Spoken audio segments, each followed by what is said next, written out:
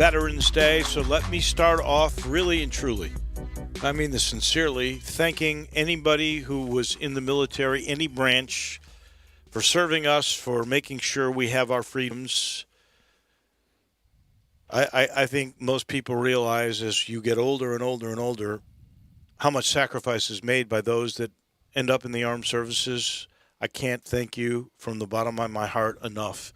Happy Veterans Day. I hope it's happy and healthy for all of you. And I know Brett Norsworthy, sitting in Forest City, Arkansas, you echo my sentiments. Well, I sure do. Well said, Dave. Copy and paste and totally agree. Can't mark me down as same as the young folks say today. And thank you to all those, and especially the ones that made and families that paid the ultimate sacrifice. And today I watched the ceremony at the Tomb of the Unknown. I was there one cold afternoon, like the 23rd, 24th of January, 2005. And there weren't many people there. It was so cold. It was so brutally cold. It wasn't many people there. I was there with my mother and my oldest nephew and great family friends, and to watch that ceremony. I've been there in the middle of the summer on the 4th of July when it's packed and people are there, but it's such a gripping ceremony. And I know a lot of times that's more for Memorial Day, but almost every day should be celebrated as Memorial and Veterans Day, and I so agree with you, Dave. So we do thank you and hope it's a great day for all of you. This is a day, Brett, that I have been texted between yesterday and today, I don't know how many times. Wish I had a nickel for each one. About want to know your Masters pick? No. That might be second in line. Want to know your college football shot pick? These people know. They know I will deliver, and I will deliver those picks. They know. We know you've been tacking toward the back all year, just waiting to step up and crush us here at the last hour. Well, I may have a surprise up my sleeve. You do this silly quadruple thing, so might as well take advantage of this loophole. But Dave, you didn't think it was silly when you were going to win it at the U.S. Open? I thought it was silly the whole time. I know you can't take a whole season's worth of work and then just let it be up for grabs. That's a discussion point for another day. Let me remind you. You've won 2 tournaments this year. Drew's won 2, John's won 2, I've won 1. Your picks have not been that distinguished from anybody else's. I did win 2. You won 2 on the same weekend. And how many did you win? I've won 1. Okay. All right. I've missed 5 cuts. You've missed 12 cuts. John's missed 7 cuts and had a WD, and Drew has missed 10 cuts. See, I like keep up with it, Dave. I understand. It's all there. I understand. Win 2 in one weekend. Win history. 2 different tournaments in one weekend. Never been done in the history of picking. You won the FedEx and you won the alternate tournament that weekend, and both of those paid double. And I heard not nary a word about how the scoring system was then. Did you, Drew? Do you remember I don't remember anything about the scoring system? I remember him probably thinking he's going to take a huge lead at the U.S. Open. All I can say is that weekend it's worthy because no one in the history of picking has ever won both tournaments in the same weekend. That's worthy. The Barracuda, no less. Yeah, and it was paying exactly. double. Exactly. So you've been texted far and wide about what? Thank you for steering me back in the correct direction. About the Moussa Cisse eligibility. There appears to be a question after a columnist for CBS Sports who happens to reside in Memphis, Gary Parrish, basically said yesterday he did not think that Cisse was eligible to play. I will be honest with you. I don't remember Penny ever coming straight out and saying after he was signed that he was cleared. Do you remember that formal announcement? That clearance came? But it's kind of but it's kind of just assumed, baked in the cake. I guess if you didn't ask just the right way. But I would really expect more rather than less if he knew then on signing day that it was a question, why not let people know? But that's his business. Well, here's to the best. And said columnist will either be right or wrong. Right. And we'll live with it. I mean, if he's right, he's right. Congratulations, you got a good story. If he's wrong, I don't think he needs to be pilloried. Well, I think no. I'm certainly not suggesting that at all. I think in his statements, I don't know if it was in a story. I think it was a statement that was made that he's not saying Moussa Cisse is not going to be eligible, but to the best of his knowledge at this point, Moussa Cisse is not eligible. So that has caused a firestorm on social media. So the best that I could ascertain from digging around a little bit today, just so everyone knows, is that the NCAA, as they would with every top 10 player every year, is doing due diligence. And maybe the lateness on this due diligence has to do with the pandemic. If there is any issues, those issues, I am told, could actually come from a different school and not the University of Memphis. It is pretty clear that, somebody could go, well, why did a kid who came from another country and went to New York ended up in Memphis? How did he end up in Memphis, and how is he at the U of M?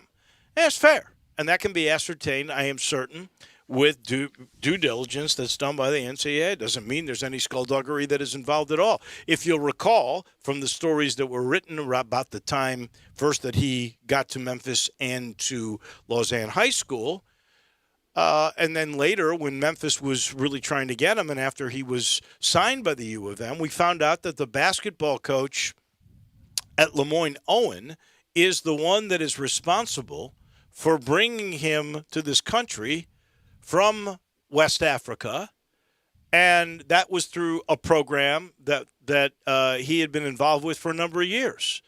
And then once he was here, he became pretty well influenced by University of Memphis players that he would go play pickup games with, especially Precious Achua. So I'm with you. I don't just because that's not. It's not coincidental, but that doesn't mean there's skullduggery. There doesn't mean anything inappropriate occurred. I do find it, I promise you, I'm not trying to pander to anyone with this next comment, but I do find it interesting that with, as you just listed, his route to the University of Memphis, how come we're not as dubious when they end up at Oak Hill or they end up at a prep school at Harvard Westlake in West Beverly Hills? Why, when they end up at Farragut, we don't seem to have this sensitivity to it? Well, we are a pretty small town kind of group, and so when it's here, we take notice. If it was, as you mentioned, in Los Angeles, it's not us taking notice; it's national taking notice. Right. Well, but it kind of gets lost in Los Angeles because there's other entities that they are really concentrating on, media-wise, in Los Angeles. And I guess Farragut's in Baltimore. Is that right? Is that the one you're referring to? I don't even know. Oh, okay. I just threw it out. I would just say to you, we become more sensitive IMG here Academy, if it is wherever it is. Oh, IMG is down in Florida. And the interesting thing that I continue to learn about IMG, it's fascinating to me. So IMG is known for being a prep academy that if you are going to be a great player, a one-and-done kind of a guy, you go there, right? And that where you maybe need an extra year of seasoning, or you do it as a young kid in high school because you want to be prepared by the best, right? So you go to IMG, and usually you'll get a scholarship. Well, I didn't realize this, but for each sport, there is one great competition team that the athletes on that team are usually scholarship athletes. The rest of the academy, and there are going to be 4 or 5 other teams per sport that are involved in that academy, they pay like $85,000 a year. That is how the IMG makes money. And then, of course, they're hoping to be on the B team? To be on the B team, to still be amongst the best developers, I guess, would be the best way I could put it. But the academy makes its name from the scholarship guys, but it's funded by the other guys, and the scholarship guys end up paying their way because IMG hopes to become their agents. It's an interesting business dynamic. That's a good word for it. It's very interesting. It would be rich with irony and too cruel for everyone that if James Wiseman, for whatever reason, pandemic,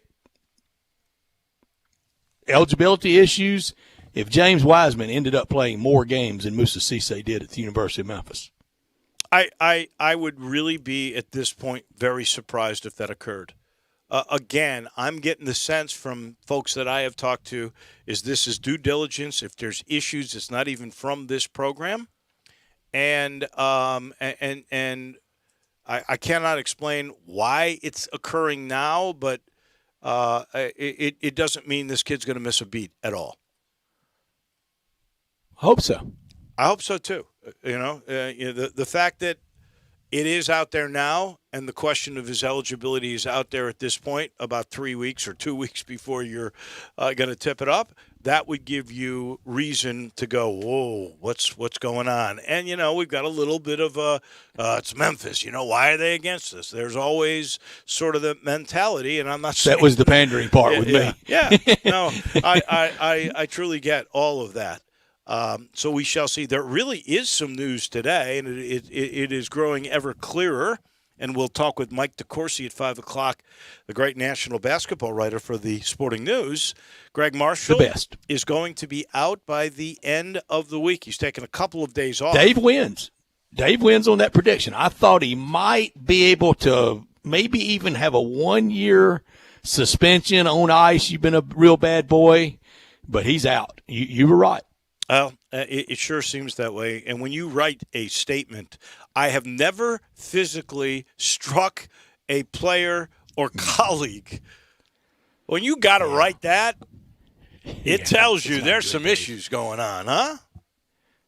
Yeah, I think he had a lot of issues, very wound tight. Some of the names, the Rick Pitino rumor that took over the Twitterverse today, that him never coaching a game at Iona, that he might be interested in there. Of course, John Beeline, Thad Matta, early in the day, it felt like it was fait accompli, and now it doesn't. Boy, Thad Matta loves to flirt with everybody, doesn't he? Sure he does. He flirted with Ole Miss.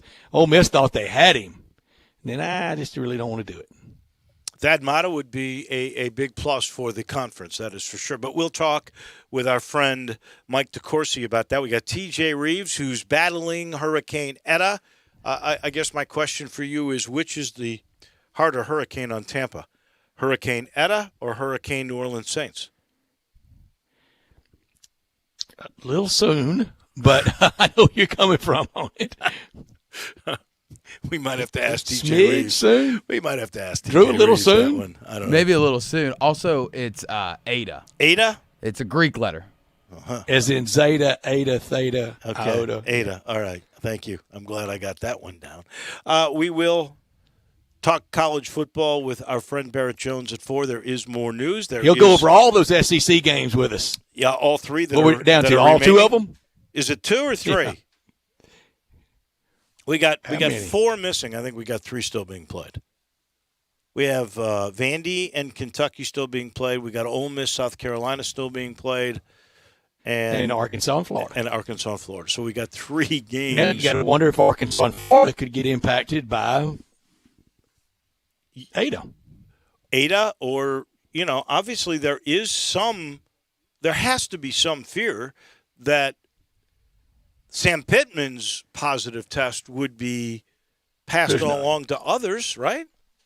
There's none. And there's none because he is the classic asymptomatic, as most all of these cases from college football that they are. There is not a definable sick person one out of all of these cases. All this is contact tracing. At Cal last weekend, there was one asymptomatic, not a sniffle, not a fever, not a body ache, not a anything.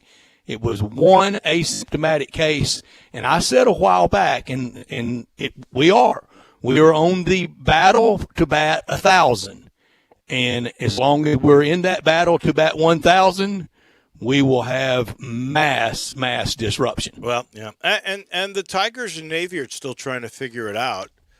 And you go back to asymptomatic stuff. There's also where people have been exposed to a positive test that could be asymptomatic, and they have nothing to do with any kind of symptoms or even Nothing. a positive test, but Right. they are caught in the trap that is contact tracing. I'm not saying this is wrong. Right. And we have to be no, I'm erring not on the either. side of caution, but We sure do. That seems especially to be in what we think is this last quarter mile, Right. or even if it's a half mile, whatever mile marker we're at, especially if we're at that point. Dave, I'm almost personally, and I know you've asked me a couple of times, if the AutoZone Park's open tomorrow, would you go to a game? My answer has been pretty standard, yes. I think it still would be for something outdoors. But in this last distance that we have to run in this, if we are indeed closing down, and if we're not, then we redouble our efforts. We start over. It might be with face shields. It might be with mandatory gloves. I don't know what it will be, but whatever it is, I'm going to comply with the laws and with the medical directives. And I'm going to try to do it with a good disposition and a good attitude about it, because I can't change things. But whatever marker we're at, I'm almost to, even if come one, come all at FedEx Forum for Grizzlies and Tigers, anything indoors, I think I'm going to pass on for a little while. Well, I will certainly broadcast if that is the opportunity. I can tell you now that if indeed the tournament in Sioux Falls, South Dakota does occur and Memphis plays St. Mary's to begin, and then the winner of Texas A&M and West Virginia. But West Virginia, their Ken Palm was like 8 in the country in the new Ken Palm that came out last week. You're already digging into Ken Palm that day? That's good, a Dave. little bit, yeah. Look at Memphis is 39 in that Ken Palm, just so you know. I'm going to be doing. Will you go? I'm doing the game. Well, we'll be broadcasting the game from a radio studio with a big screen TV and hopefully That's okay. Camera angles 2020, that are others than just the game feed. And especially the hot spot that South Dakota appears to be. It appears. is. I've never been to the state in my life. I don't know, but right now for me, I'm going to try to be, because I've not been positive. I have not been sick at all from anything resembling the virus. Had a little issue, but I'm going to try to be really careful. And for me, I'm going to try to be careful. Hey, look, this weekend, starting tomorrow with the Masters, you'll have so much fun with this with FanDuel. So you're watching the games, you're watching the Masters, you see another ad for FanDuel Sportsbook, and you think to yourself, is it legal here in Tennessee? You bet it is. FanDuel Sportsbook, now legal in Tennessee. You can place your first bet on FanDuel Sportsbook risk-free and get up to $1,000 back. If you don't win your bet, they're going to get your cash back. Seriously, there's no strings attached. Just place any bet you want. If you win, you keep the cash. If you lose, you'll get your entire bet up to $1,000 back in bonus site credit, so you can take another shot at the end zone. And tomorrow, with all the interactivity on the Masters, so much fun. Tomorrow night, we get back into the NFL, college games. Even as limited as the schedule as it appears to be, some great opportunity out there with FanDuel Sportsbook. Generous risk-free bets. They're just the beginning. They've got a simple app, and I mean really simple. Live betting on every game, exhilarating bet types such as same-game parlays, where you combine multiple bets from one game into a single parlay and win big. And once you win on FanDuel Sportsbook, they get you your winnings in as little as 24 hours. Easy to register, easy to deposit, easy to find your bet, fast withdrawals. When you win, you get your money. That's the way it should be. To claim your risk-free bet, just download the FanDuel Sportsbook app and be sure to sign up for promo code CASH so they know that we sent you. That's FanDuel Sportsbook, promo code CASH. Must be 21 or older and present in Tennessee. Site credit is non-withdrawable. Expires 7 days after receipt. Terms apply. See sportsbook.fanduel.com for details. For problem gambling support, call 1-800-889-9789. This hour of our show brought to you every day by Lexus of Memphis at 2600 Ridgeway and online at lexusofmemphis.com, the one and only Lexus dealership in Memphis. Call them at 901-362-8833 and make this a November or December to remember in that beautiful Lexus. Lexus of Memphis offering that golden opportunity sales event for the holiday season. Great offers on all 2020 models and always special lease options. Drive in luxury and confidence knowing that every new Lexus comes with complimentary first and second maintenance services. Stop by today at Lexus of Memphis at 2600 Ridgeway and put yourself in the driver's seat of an all-new 2020 flagship LS500, and you'll be looking and driving in style. When you purchase a Lexus, you get top-of-the-line engineering and design, and that makes for the luxury driving experience and safety. Online at lexusofmemphis.com, 901-362-8833. Experience amazing at Lexus of Memphis. Top story of the day. Well, you can add now Georgia and Missouri to make 4 of the 7 SEC games postponed. Commissioner Sankey said basically, I'm shaken but not deterred. That's really what he said. Shaken but not deterred. And we find out another big-name school won't be playing this week. That would be Ohio State against Maryland. And remember, if you miss 2 of the Big Ten games, they don't let you be, unless they change the rules here, you're not eligible. Or is it 3? You got to get 5 in, right? And but they don't have the flexibility. I'm not sure. But here's Ohio State missing a game. Wisconsin's missed 2. They can't miss another one. So you can miss up to 2 now that I'm starting to think about it. Bottom line is, here's Ohio State and Maryland not playing this week, and that puts pressure on, in particular, on the one worthy team from the Big Ten of making the college football playoff. Again, we know, and I'll give it to you in the not top story, COVID is still very much here. Your top story, Brett? My top story, Masters Eve, and in this 21st century, there have been 14 different winners at Augusta National. And of those 14, 6 have won another major. There hadn't been a first-time player in the Masters win since 1979 when Fuzzy Zoeller did. Basically, with all those numbers, I'm saying you have to do it there, and then the rest of your career, you'll do it somewhere else to prove that you are worthy of being one of the masters of golf. It produces mostly name brands. Yeah, there's a Charles Schwartzel. There's a Mike Ware. There's a Trevor Immelman out there.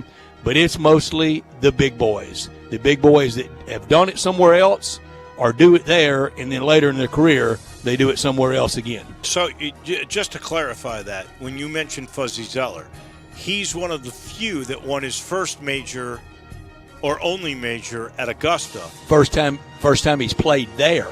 So that would be a Matthew Wolff example. Yeah, okay. I understand that now. I think if you're going to win at the Masters, taking a guy who's a major winner prior usually would help you, because that means he's played at Augusta before. Yeah. May I, I mean respectfully, nice tone here. Nice tone alert. When you gave your top story, and you have said it a couple times, you said it with some frequency that COVID is still here. Who is arguing that it's not? I'm just saying it as a matter of fact, because I think we all wish it was not here. I wish I was going to Annapolis this Saturday in the worst way, but I recognize that it's still here. I know Pfizer has a 90% effective vaccine, but it has not been distributed yet. It's actually not. I don't know how anybody could argue differently. But I'm not saying it for anybody to argue, honestly. And I'm saying that in as nice a tone as I can. I'm just saying matter-of-factly, as much as we wish it was not, and we will all wish that for Thanksgiving. I got you. But it's so it was. It's I got you. It was a matter of emphasis. I got you. Yeah. Okay. Yeah. Question asked. Question answered. You got it. Not top story of the day. Well, that's the proof that it is still here, although it's actually doing pretty well in Shelby County today. The numbers that were so gigantic yesterday, almost 700, down to 187 new. 5 new deaths, though. That's the sad part. 40,000 plus now in Shelby County who have been afflicted with COVID-19, 3,200 active. We had 1,800 tests at a 10.4% positivity, but the hospitalizations still pretty steady in a good way. There are only, I hate to say only, but it's true, 313 COVID patients that are hospitalized at the moment. In Tennessee, 290,000. In Mississippi, they had 1,200 new cases. So they're still spiking there, 130,000 total with 3,500 who've passed away, 124,000 cases now in Arkansas. There were 130,000 new cases in the United States yesterday. There were 62,000 new cases today at around 1 o'clock. So we'll probably get over 100,000 again. We have had about half the population has now been tested. So that is interesting, and we are approaching 250,000 who have passed away in this country. 52.25 million around the world. Almost 1.3 million who have passed away. We had over 300,000 new cases yesterday. We still have 14.5 million active cases in the world. You're not my not top story. The Phoenix Suns, fresh off the undefeated bubble experience, and with a core of good young players, now appear to be kind of going for it with Chris Paul. They're not going to win it all with him. Nobody's going to win it all with him. He's not a champion. But it further highlights how tough the West is and how many teams the Grizzlies could potentially finish behind. Every time I mention the Phoenix Suns as being ahead of the Grizzlies, I have everybody tell me they're not. They're at least gaining on them, and with Chris Paul, they could pass them. Based on the way they played in the bubble, I've always felt like they were another entity. I am in a total agreement with you on that one. The West is going to be tougher than ever before. The Grizzlies could actually be a better team and not have as good a record as they had a year ago. The lineup is TJ Reeves coming your way in a couple of minutes. Barrett Jones on college football. Our final appearance from John Gowen this year. And our final golf picks, Mike DeCourcy on college hoops from the Sporting News, and Steve Earhart, who's got a combine coming this week, on the business of college football and the Bowls. We'll end it with Crunch Time. We are officially underway on a beautiful Wednesday on this edition of Sports Time. Sports 56 mornings with Peter Edmiston and Anthony Zane. Weekday mornings from 7 till 10 on Sports 56, 98.5 and 96.1.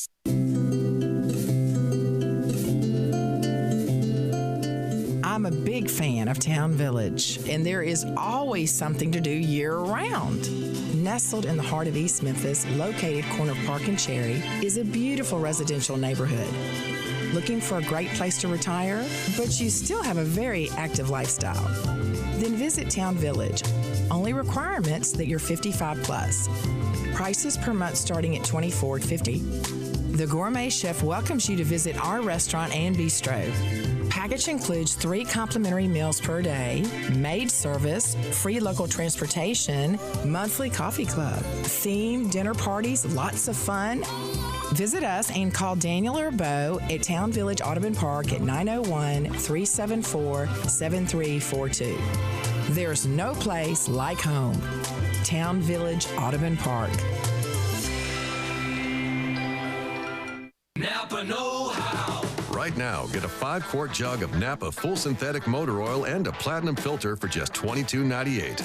They're an iconic duo like Salt and Pepper, a hammer and a nail, or the holidays and awkward hugs. You can't get one without the other. That's Napa full synthetic and a platinum filter for just $22.98. Quality parts, helpful people. That's Napa know-how. Napa know-how. General States pricing. Sales price does not include applicable state, local taxes, or recycling fees. Offer ends 12/31/20. Hi, this is John Conway with Conway Services. When was the last time you had your heating system cleaned? How about a safety inspection? Right now, Conway Services is offering our 16-point Energy Saver Super Tune-Up on your heating system for only $69. That's right, for only $69, we'll come out and perform our 16-point Energy Saver Super Tune-Up on your heating system. We'll also include a complete safety inspection using our state-of-the-art camera system, making sure your heating system is safe to operate this winter. Plus, we'll run a carbon monoxide test on your heating system, all for only $69. If that's not enough, as your smart home provider, we'll include a free Nest Hub with your paid tune-up while supplies last. You can have the peace of mind knowing your heating system is safe and ready to use on those cold winter nights. So call Conway Services, the Mid-South's premier heating, cooling, plumbing, and electric service company at 384-3511. And call this week, and we'll perform your heating system tune-up for only $57. Call 384-3511. Conway Services. Call Conway today.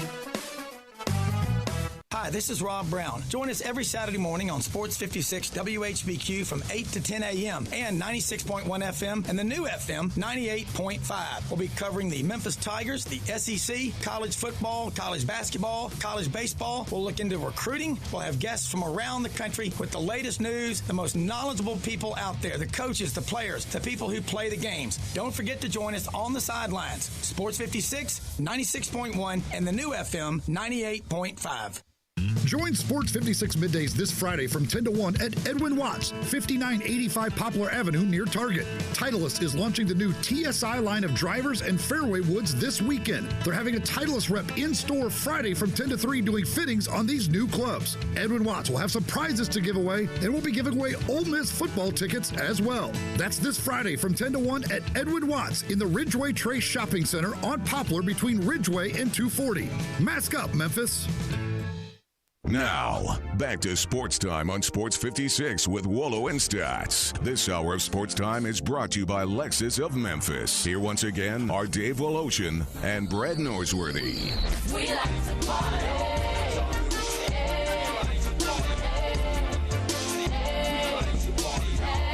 Welcome back in as we wind our way on the first hour of what has turned out to be just a beautiful fall Wednesday afternoon. You know, at this time, we love chatting with our good friend. We head to Tampa to talk to T.J. Reeves. I was concerned, I will tell you a little bit earlier, about T.J. and his family as Hurricane Ada was approaching the western coastline of Florida, and TJ, I think, was a little worried too. So give us what has happened with you today, because there was a time period there where you were not certain you'd be available today. Good afternoon. That is correct. We are trying to stay safe. It is good to be with you, and it has worked out that I can be with you because the storm has not yet gotten close enough really to the west coast of Florida. Now, it has pounded south of here in Sarasota and much farther south around Fort Myers, Naples, with wind and rain already for hours today. But for right now, that storm is sitting off the west coast of Florida and is scheduled to stay north of us enough and west of us enough and then hook back into the state towards Gainesville, Jacksonville, and back towards the Atlantic. And we've talked frequently on your show that we have to constantly be aware of these, and you judge them by, you know, what the experts tell you, by the size, by the strength of them. We get warning. You know, obviously you're there in the Mid-South. A lot of times with tornadoes, you get very little warning. With an earthquake in the West and in other parts of the globe, you get very little warning. At least we get warning with these. They've been warning us for days.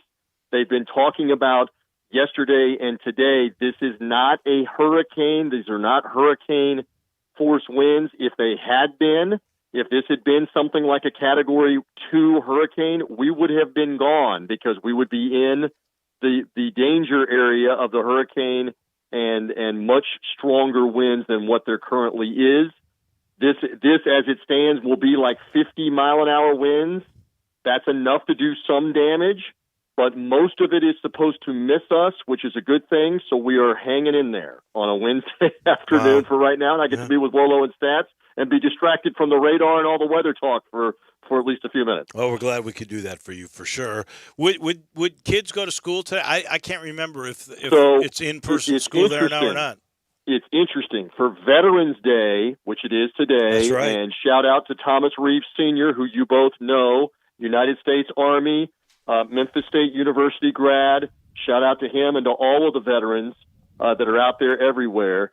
So with Veterans Day today in Hillsborough County, which is Tampa, school was already out. Interesting that in Pinellas County, they were in school today and canceled that, took a half day and canceled that. And so they have already canceled school completely for tomorrow and for Friday and moved everything to e-learning if it's available to you, depending on power, things like that. So there is no school in this area, and I would think for much of the Tampa Bay area and the middle of the state, they did the same thing because you didn't know here over the course of the last 6 to 12 hours what was going to happen. It does not appear that it's going to be that bad. And I relayed this to both of you guys in a text message. We can't sit here and complain about a tropical storm with 50-mile-per-hour winds when you've got the state of Louisiana and at least South Louisiana that took the brunt of 2 full-on hurricanes earlier this hurricane season. And in places like Lake Charles and others, they're going to be devastated for a year or for multiple years. This is not that, and we don't need to over-dramatize that this is something similar to what they took in Louisiana, guys. TJ, with all the disruption that we've had in the NFL now going to the plan B for potential expanded playoffs, because I think they are fully recognizing that everybody won't complete 16 games. So a little improvisation on the question I've asked a time or two of you. Do you think the Super Bowl will be held Sunday, February 7th at Raymond James Stadium? Yeah, I think that they will. I think they're going to do everything, and they have 2 weeks to play with to be able to do what they're talking about. One of those is kind of the Week 18 idea to finish regular season games, and that would do away with the week before the Super Bowl is played. And then, again, if you wanted to, all right, so let's say, I don't have this on any authority, but let's say that there begins to be postponements here in late November and in early December. If you wanted to pause everything with everybody at the same number of games, let's say 12 games, 13 games, and say, okay, we're going to begin this tournament earlier, a week earlier, let's say in December, in late December, and go ahead and do this, then you would have a couple of weeks to play with and still have the Super Bowl on that timeline. I don't know for sure that they are going to do that, but none of us can predict what's going to happen next week or the following week. I will say the NFL, again, has very stringent, Brett, you were on with me, and we've been talking about this, very stringent testing where they're being tested every day with a uniform lab for all 32 teams. And it's one of the reasons why that last week, for example, when I got off the air with you, we found out that there was a San Francisco 49er player positive the day before the Thursday night 49er Packer game. Right. And yet they still played the game because they were able through contact tracing to determine who was that player around? Are these guys testing negative? And if they continue to test negative, you can play.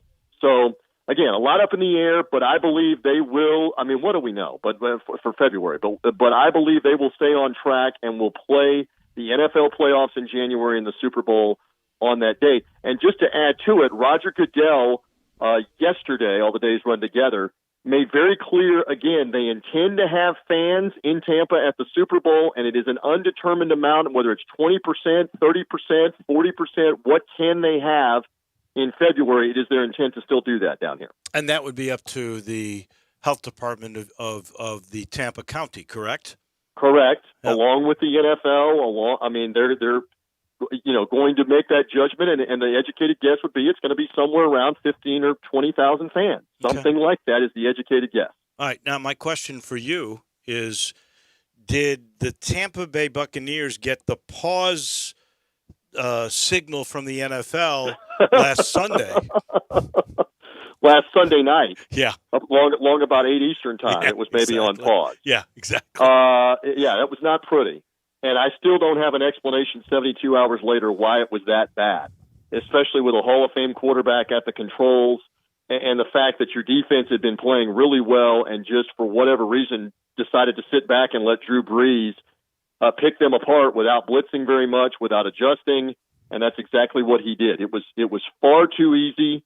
I stood there in the front row of that operational zone watching this going, they still don't have a first down. I mean, I'll joke with you. You know about the twins. I got 12-year-old twins. They had gone to bed, and one of the twins woke up because they had school the next morning. Woke up and asked my wife first thing, did the Bucks ever get a first down? And I said she wasn't far off because it took deep into the second quarter before they got a first down. So again, very puzzling with all of that. Hopefully they got it out of their system. The one thing that I continue to rebut is there have been teams that have been blown out like that before that have regrouped and gone on to win a Super Bowl, because there's been so much made of, if something like that happens, it must indicate you can't go win it all. Brady won it all with the New England Patriots in 2014. We looked this up. When Kansas City annihilated them on Sunday Night Football, 41-14, they regrouped. They won 8 of the next 9 games. They won the Super Bowl. It can be done. That did not look good the other night, but let's see if the Bucs can regroup in this wild 2020 year.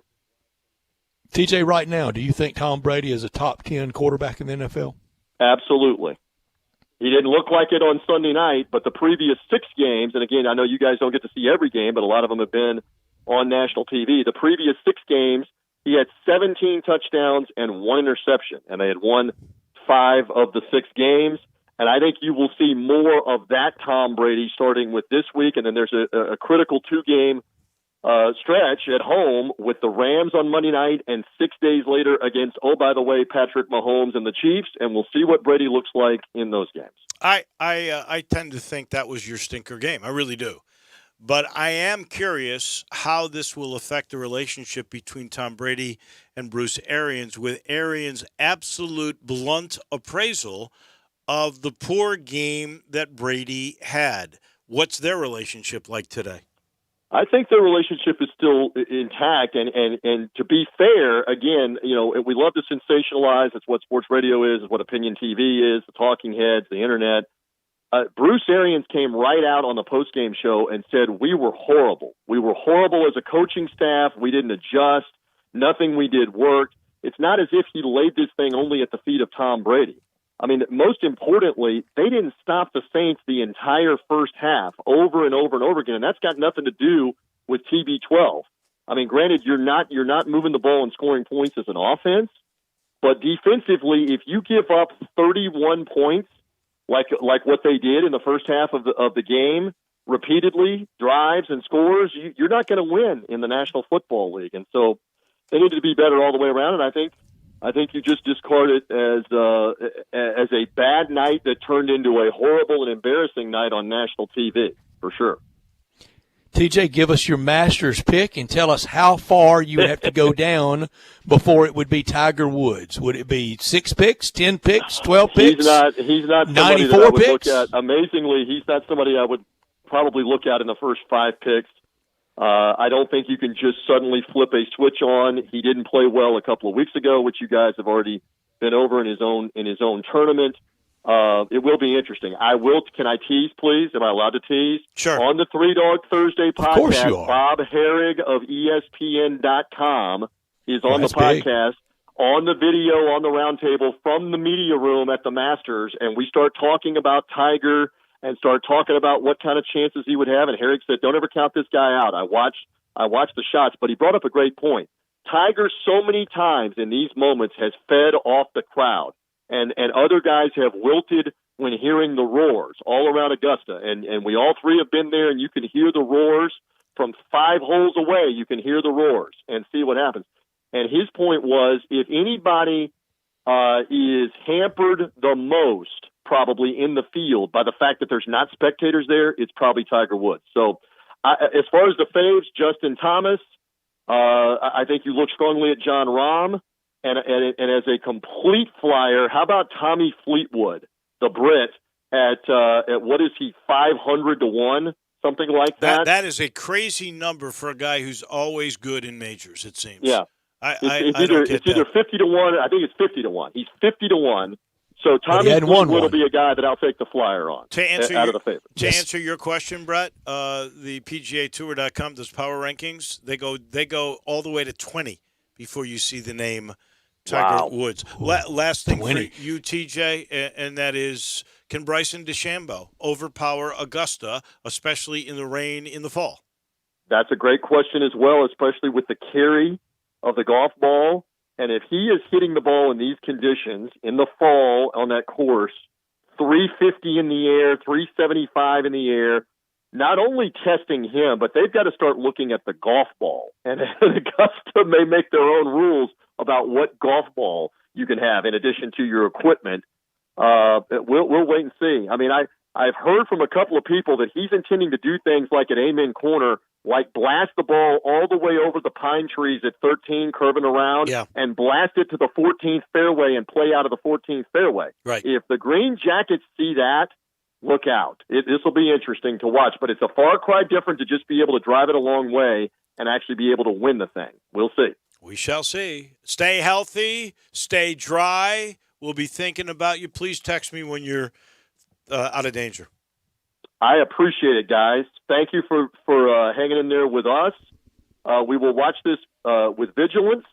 We will hang in there here. We may be without power at some point. That was my concern earlier in the day, that we may not be able to function the same way. We are so far. We're good.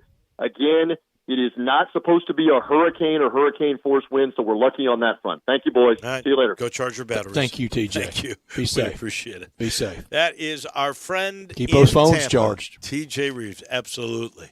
Spend the holidays at home this year with a little help from your Family Leisure. Family Leisure's got so many spas in stock, hundreds more on order. Now's your time to save big. It really seems to always be, but this is another opportunity for you. Huge savings, by the way, on pool tables and game tables and arcades. Look, you're going to have very intimate family probably for Thanksgiving. This is a way to spend some time together. And then afterwards, when you're all tired, massage chairs. And they got great prices on those. Buy a pool now, and you get the 2020 price. You save on the 2021 price increase, plus you get early installation scheduling. You've got priority. The holidays at home sale happening now at Family Leisure, Whitten Road, I-40, where family and fun come together for the holidays. We are back in just a minute. We'll talk a little more Augusta when we return to Sports Time on Sports 56. Greg Gaston and Eli Savoy get you through lunch daily from 10 to 1. Well, lunch is served. Only on Sports 56, 98.5 FM and 96.1 FM. At Jason's Deli, you can stuff yourself full of great deli food that's healthy, fresh, and best of all, it's not expensive. Jason's Deli is all about choice. Whether you're looking for a gluten-free menu, vegetarian sandwiches, healthy kids meals, or if you'd like to invent your sandwich via the build-your-own selections, Jason's Deli has you covered. And they only use fresh, wholesome ingredients. Choose from the club and specialty sandwiches, paninis, wraps, soups, salads, pastas, and much more. I love the cleanliness in the restaurant, the hospitality, and of course the cost. They have a huge salad bar and great soups, including Southwest chicken chili, fire roasted tortilla, organic vegetable, tomato basil, and many, many more. And if you're planning an event, their catering department is fantastic and can handle any size party. Go check out Jason's Deli's 4 locations. On Ridgeway in the Park Place Center, that's my favorite, on Germantown Parkway in Cordova, at Poplar and Highland, and on Goodman Road in Olive Branch.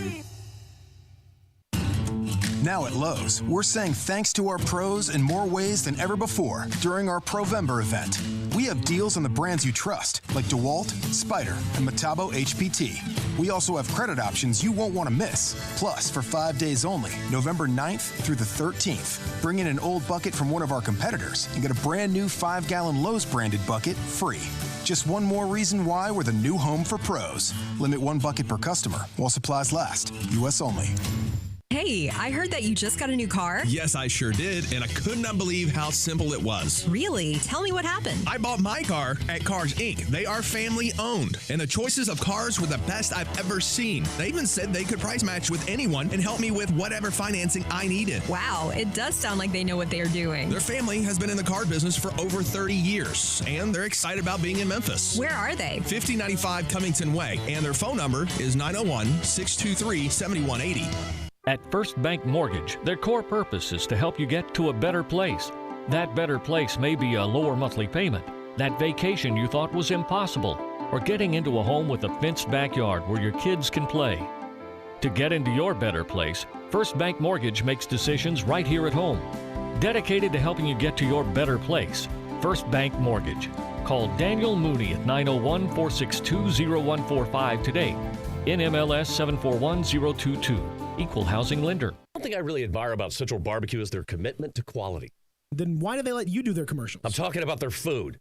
Everything is prepared with devotion to taking the time and effort to create perfect barbecue. Oh, I know. That's exactly why I was wondering why. They're not kidding with that slow-smoked Memphis-style slogan. They smoke their pork for 14 hours. Do they have to? They do if they want to be the best barbecue in Memphis, and they are. And yet they let you just throw together. There's nothing better than Central Barbecue because they care. Except apparently about their radio ads.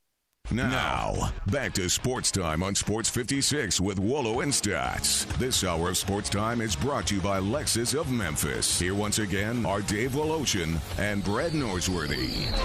What I'm saying is, this is the anthem. Throw all your Coming up in about 40 minutes, John Gowen's going to join us. We're going to make our golf picks. By the way, you asked me Tiger Woods power ranking is 20. DJ is the number one power ranking. Rahm 2, Rory 3, Brooks Koepka 4, Webb Simpson is 5. Huh.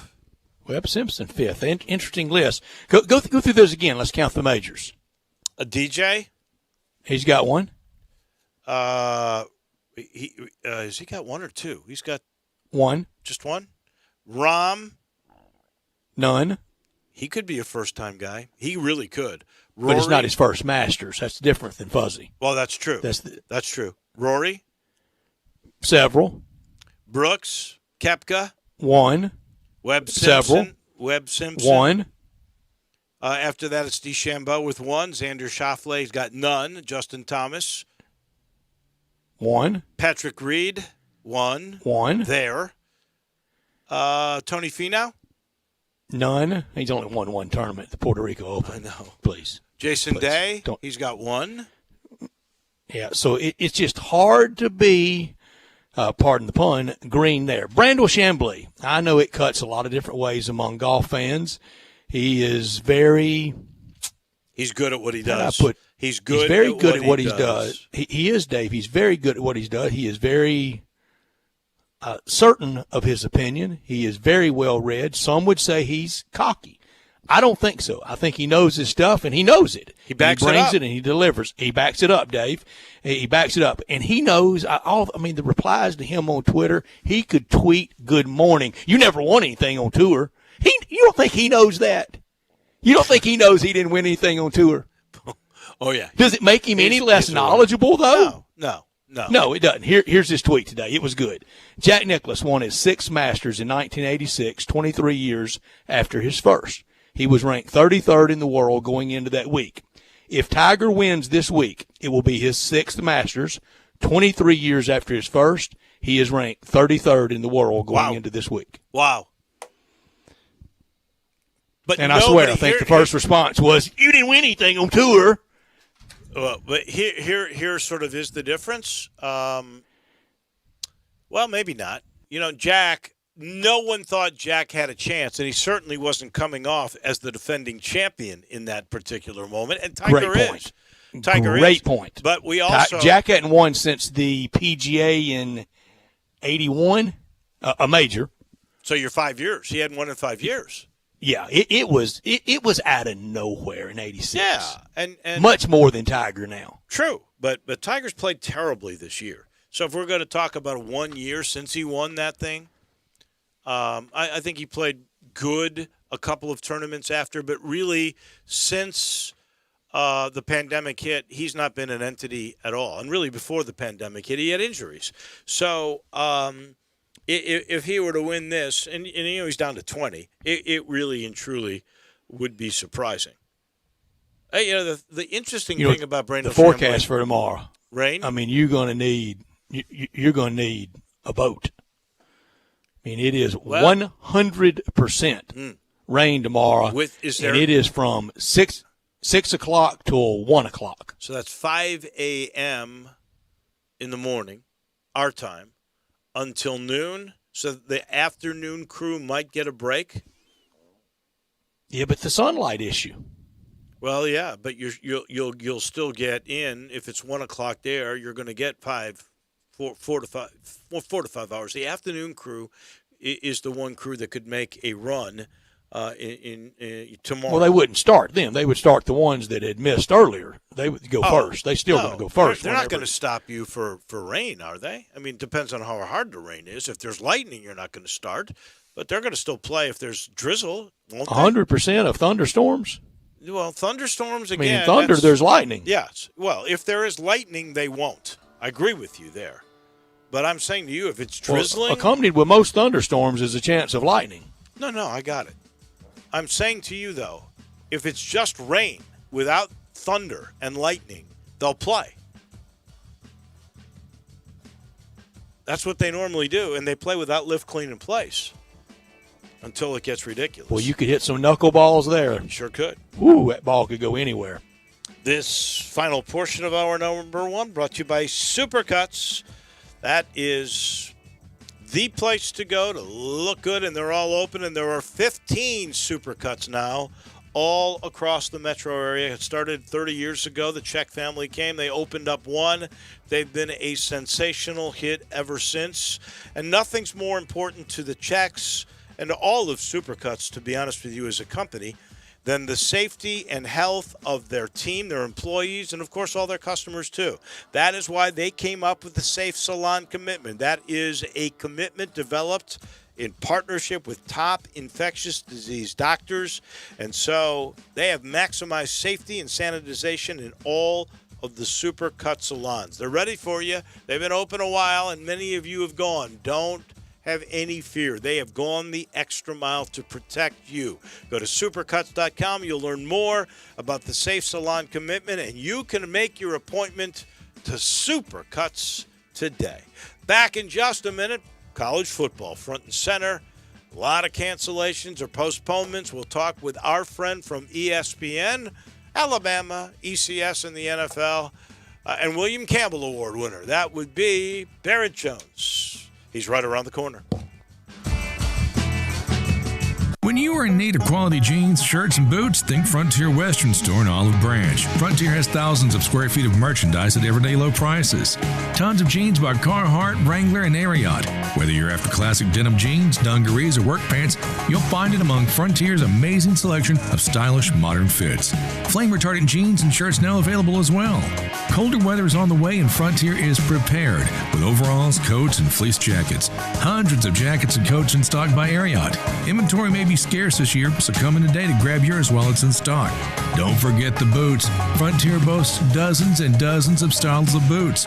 Work, dress, or play, come try on all the latest boot trends, as well as proven classics, Ariat, Durango, Dan Post, and many, many more. You are guaranteed to find your next favorite pair at Frontier. Frontier Western Store, 5880 Goodman Road in Olive Branch, or shop online 24/7 at frontierwesternstore.com. Family owned and operated since 1967. Brian Elder's Roofing Solutions. Chris Price here for Brian Elder Roofing. The storms we've had over the past several months have been devastating to our communities. The rainy season is ahead. You may have not even noticed the dripping in your attic, water stains throughout your home, or even worse, mold and mildew. Please call Brian Elder Roofing and we will send out our project managers to assess any damage.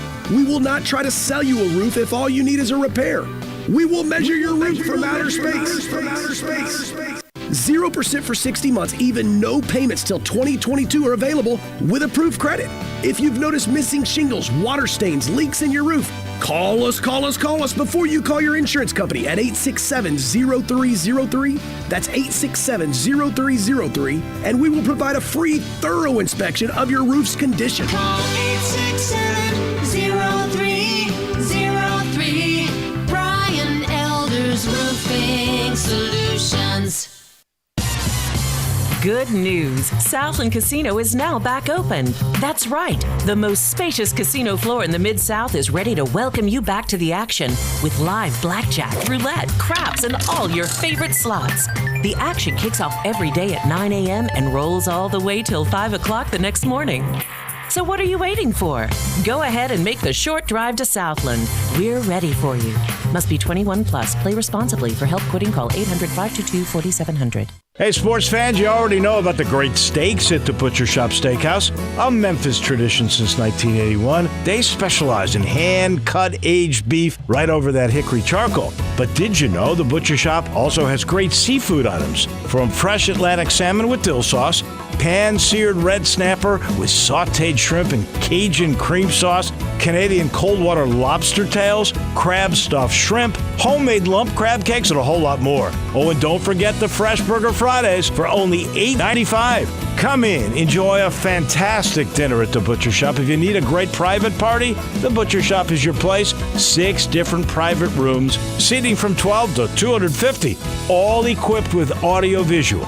Rehearsals, business dinners, lunch, and weddings. You call the Butcher Shop at 901-757-4244. Or you can visit the website at butchershop.com. Just drop in, 107 South Germantown Parkway.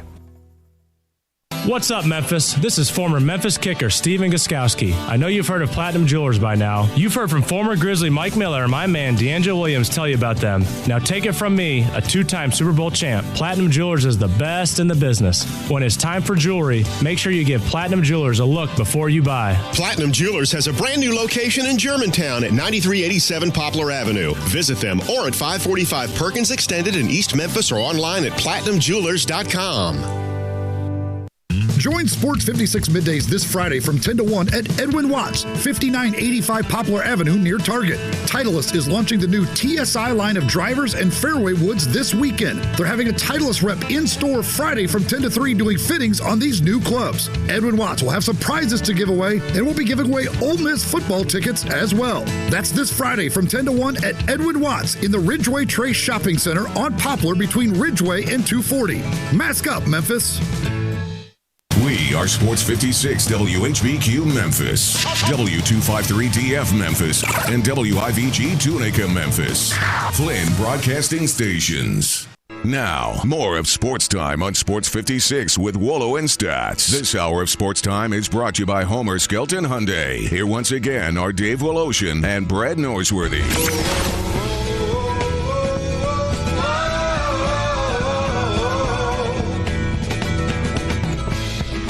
Welcome in on this gorgeous autumn day, Wednesday, Veterans Day. We will repeat what we said at the very beginning, and I say this for Brett Norsworthy, I say it for Drew Barrett. We're so appreciative of every single person from every military branch that has protected us, that they have sacrificed for us. We can't tell you how much in our hearts we are thankful to all of you. We hope that you enjoy this Veterans Day, that it is a peaceful, happy, healthy one for all of you. Been a crazy day. We've lost more college football games, best way I can put it. The SEC has lost 4 of the 7 games they were going to play. Now we understand Ohio State and Maryland has been canceled, so this on top of Navy and Memphis getting canceled, so they just keep going and going and going. And Barrett Jones, who has been a big part of college football for so many years, joins us now and sort of new to the announcing game, couple of years. But I guarantee you, since I've never seen anything like this before, Barrett Jones, you've never seen anything like this before. Well, guys, just to kind of put an example to that, just how crazy it's been, is last night I thought I was calling the Alabama-LSU game this weekend, and I thought that for several weeks. This morning, I thought I was calling the Georgia-Missouri game, and then this afternoon, as of right now, I think, I'm not sure yet, but I'm calling the Miami-Virginia Tech game. So in the last 24 hours, I've had 3 different games that I've started game planning for, and they've been changed. So who knows what will happen next, but hey, it's an adventure. And honestly, I think in some ways the silver lining is like that this hasn't happened more. I mean, we haven't seen, I'm kind of surprised. Like, I think we all thought we'd have some weeks like this. It honestly, college football so far in general has gone off without hardly a hitch.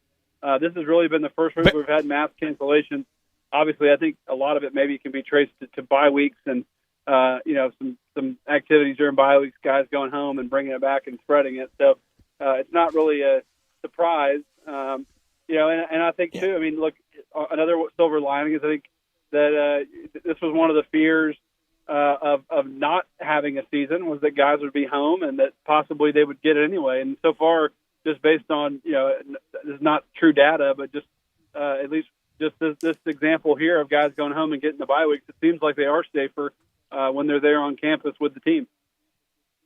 Barrett, so well said, and you are positive in looking at it like that, and you are factual. This is from Ross Dellinger at Sports Illustrated.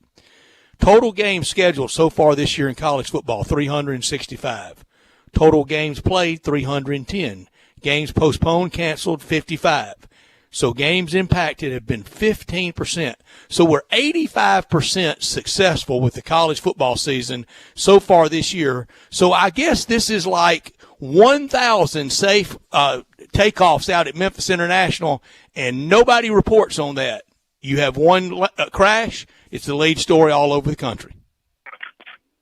Well, no doubt, and it just happened that a lot of them came kind of in a similar time period, which again we already kind of talked about why we think that probably is. But I do think that everyone now look, people love doomsday scenarios, and now I'm already seeing the season's lost again. That's what everyone was saying back in August. The season was lost, and I don't think the season's lost at all. Everything's fine. We have protocols in place for this. The reality is the college football playoff is going to happen, and maybe every team will have a different number of games played. We'll have some apples and oranges situation. So what? We're going to figure it out. It's a weird year. We got to make it work. Well, and the best part is that for the most part, almost every one of these cancellations is due to positive tests that usually come from asymptomatic players. I haven't really heard of any serious illness on any team.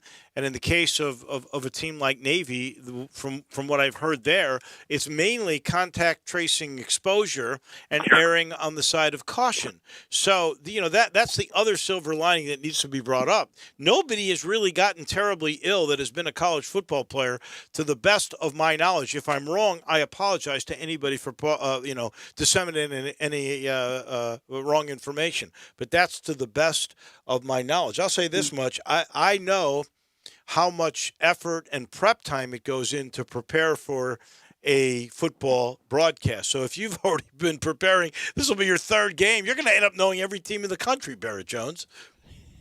Well, it's definitely I appreciate that. There is a lot of prep time that goes into it. Thankfully, I wasn't too deep, and I really hadn't even started on my Georgia Missouri when it got canceled. So, but look, just like anyone who's involved in this season has to be flexible. I don't care if you're an announcer or a player. You got to be flexible, and you got to just be willing.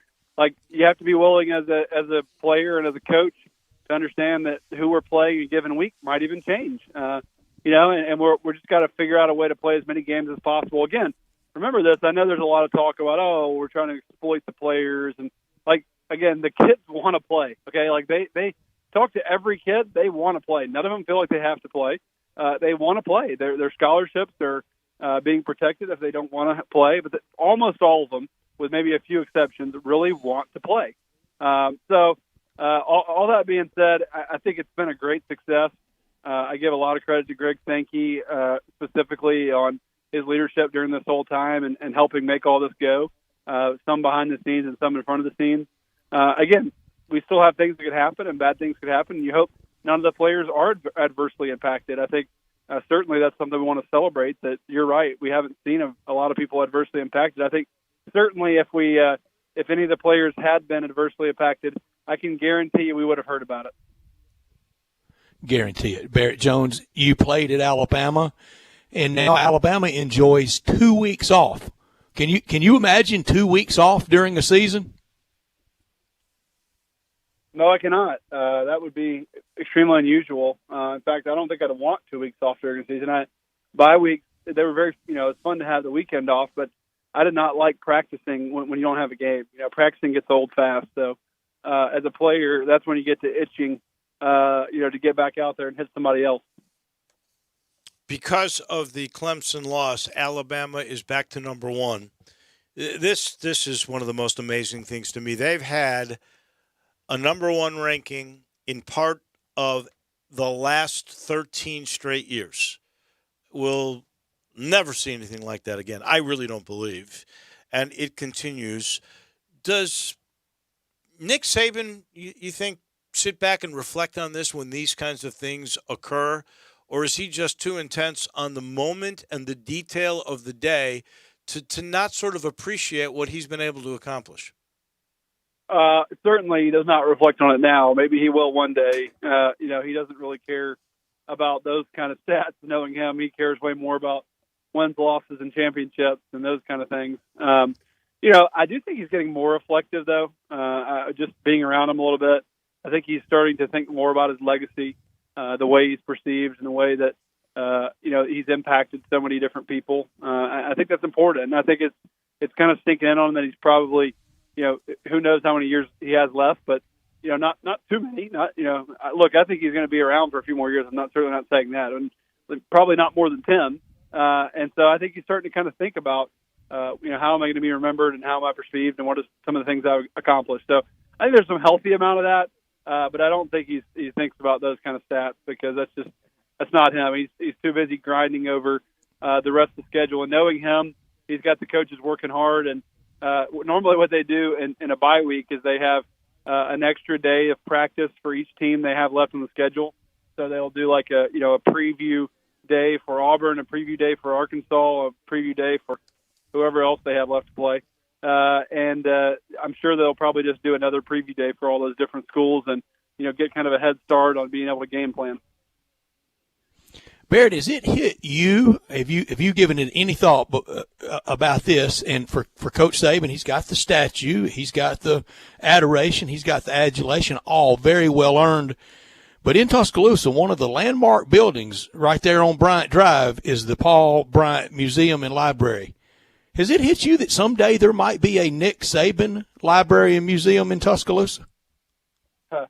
It really hasn't, and I would be shocked if there's not. I think Coach Bryant obviously is an amazing coach, but with what Nick Saban has done in this era of college football, with how competitive it is and with scholarship limits and how much the rules have changed, I think it's not even close that he's the greatest coach in college football history, and I think that's how he'll be remembered. It's unbelievable the consistency he's shown. I mean, the guy has reinvented himself time after time. I think if I had to boil down Nick Saban into one characteristic that I think continues to be impressive, it's just his adaptability. He continues to adapt. I mean, you look at the last few years, what Alabama's done on offense, and you think back to even when I was there of the difference in that team. It's amazing how easily and how well he adapts to the world around him and how forward-thinking he always is. He always looks at what's next, and he's flexible and not too prideful to admit that he brings in different minds and different opinions on things. So the run he's had is absolutely unbelievable, and it's hard to say never, but it's hard for me to imagine a run quite like this ever happening again, just because of how dominant he's been in a time where, even though there's a lot of people that complain about college football being the haves and the have-nots, it's really the most fair time for the sport, in the history of college football. When you look at the rules and the way that they, try to promote, some sort of equality among different schools and scholarship limits and rules and those kind of things. Last week when we were dissecting the Georgia-Florida game, you basically said, you know what, when you're really not sure and teams look even, always go with the quarterback that is the best one. And I thought you nailed it then, and you certainly were proved to be prophetic with Kyle Trask and the way he played against Georgia. And now it's clear Florida's the best team in the East. Well, I think so. Look, I mean, you would have loved to see Georgia at full strength. I mean, you could tell they were just hobbling into that game almost. And so even as the week went on, it seemed less and less like they had a chance for, if you were kind of paying attention to that injury report and some of the guys that got hurt in the game. So I think Florida's absolutely the best team in the East. I think Florida is a contender. The question that I have, and it'll be something to keep an eye on for the end of the year, And look, I think the SEC championship game is setting up where it could be awesome. But let's just say hypothetically that Alabama does, beat Florida in the SEC championship game. Then who is that second best team? And right now A&M is just very quietly lurking back there, sneaking up with probably the best win in the nation, other than Notre Dame's win over Clemson. In that win they had over Florida, and every time Florida wins, I'm sure it makes A&M smile because again they just have one loss and it's against Alabama. So don't be shocked if you're hearing some conversation about A&M towards the end of the year as well. But yeah, Florida's great, and then I would just say this: if you're deciding to wager, which I'm not a big bettor, and I'm certainly not encouraging it, but if you, my only advice for the Florida-Alabama game would be to take the over. Yes, that would be good advice. I agree. Man, what quarterback play would be on display that day with Kyle Trask against Mac Jones? Barrett, how good do you think A&M? How good do you think they really are?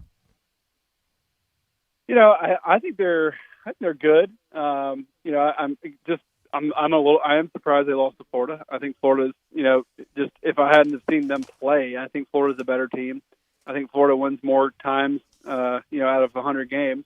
But obviously that doesn't matter in college football. It matters what happened on the day they actually played.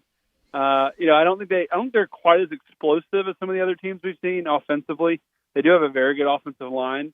Their defensive front seven is very good. They lost some receivers early on in the season, opt-outs, and Caleb Chapman, one of their other receivers, got hurt in the Florida game. So I think that really set them back. They have Anais Smith, who's a running back kind of turned slot receiver who's really good.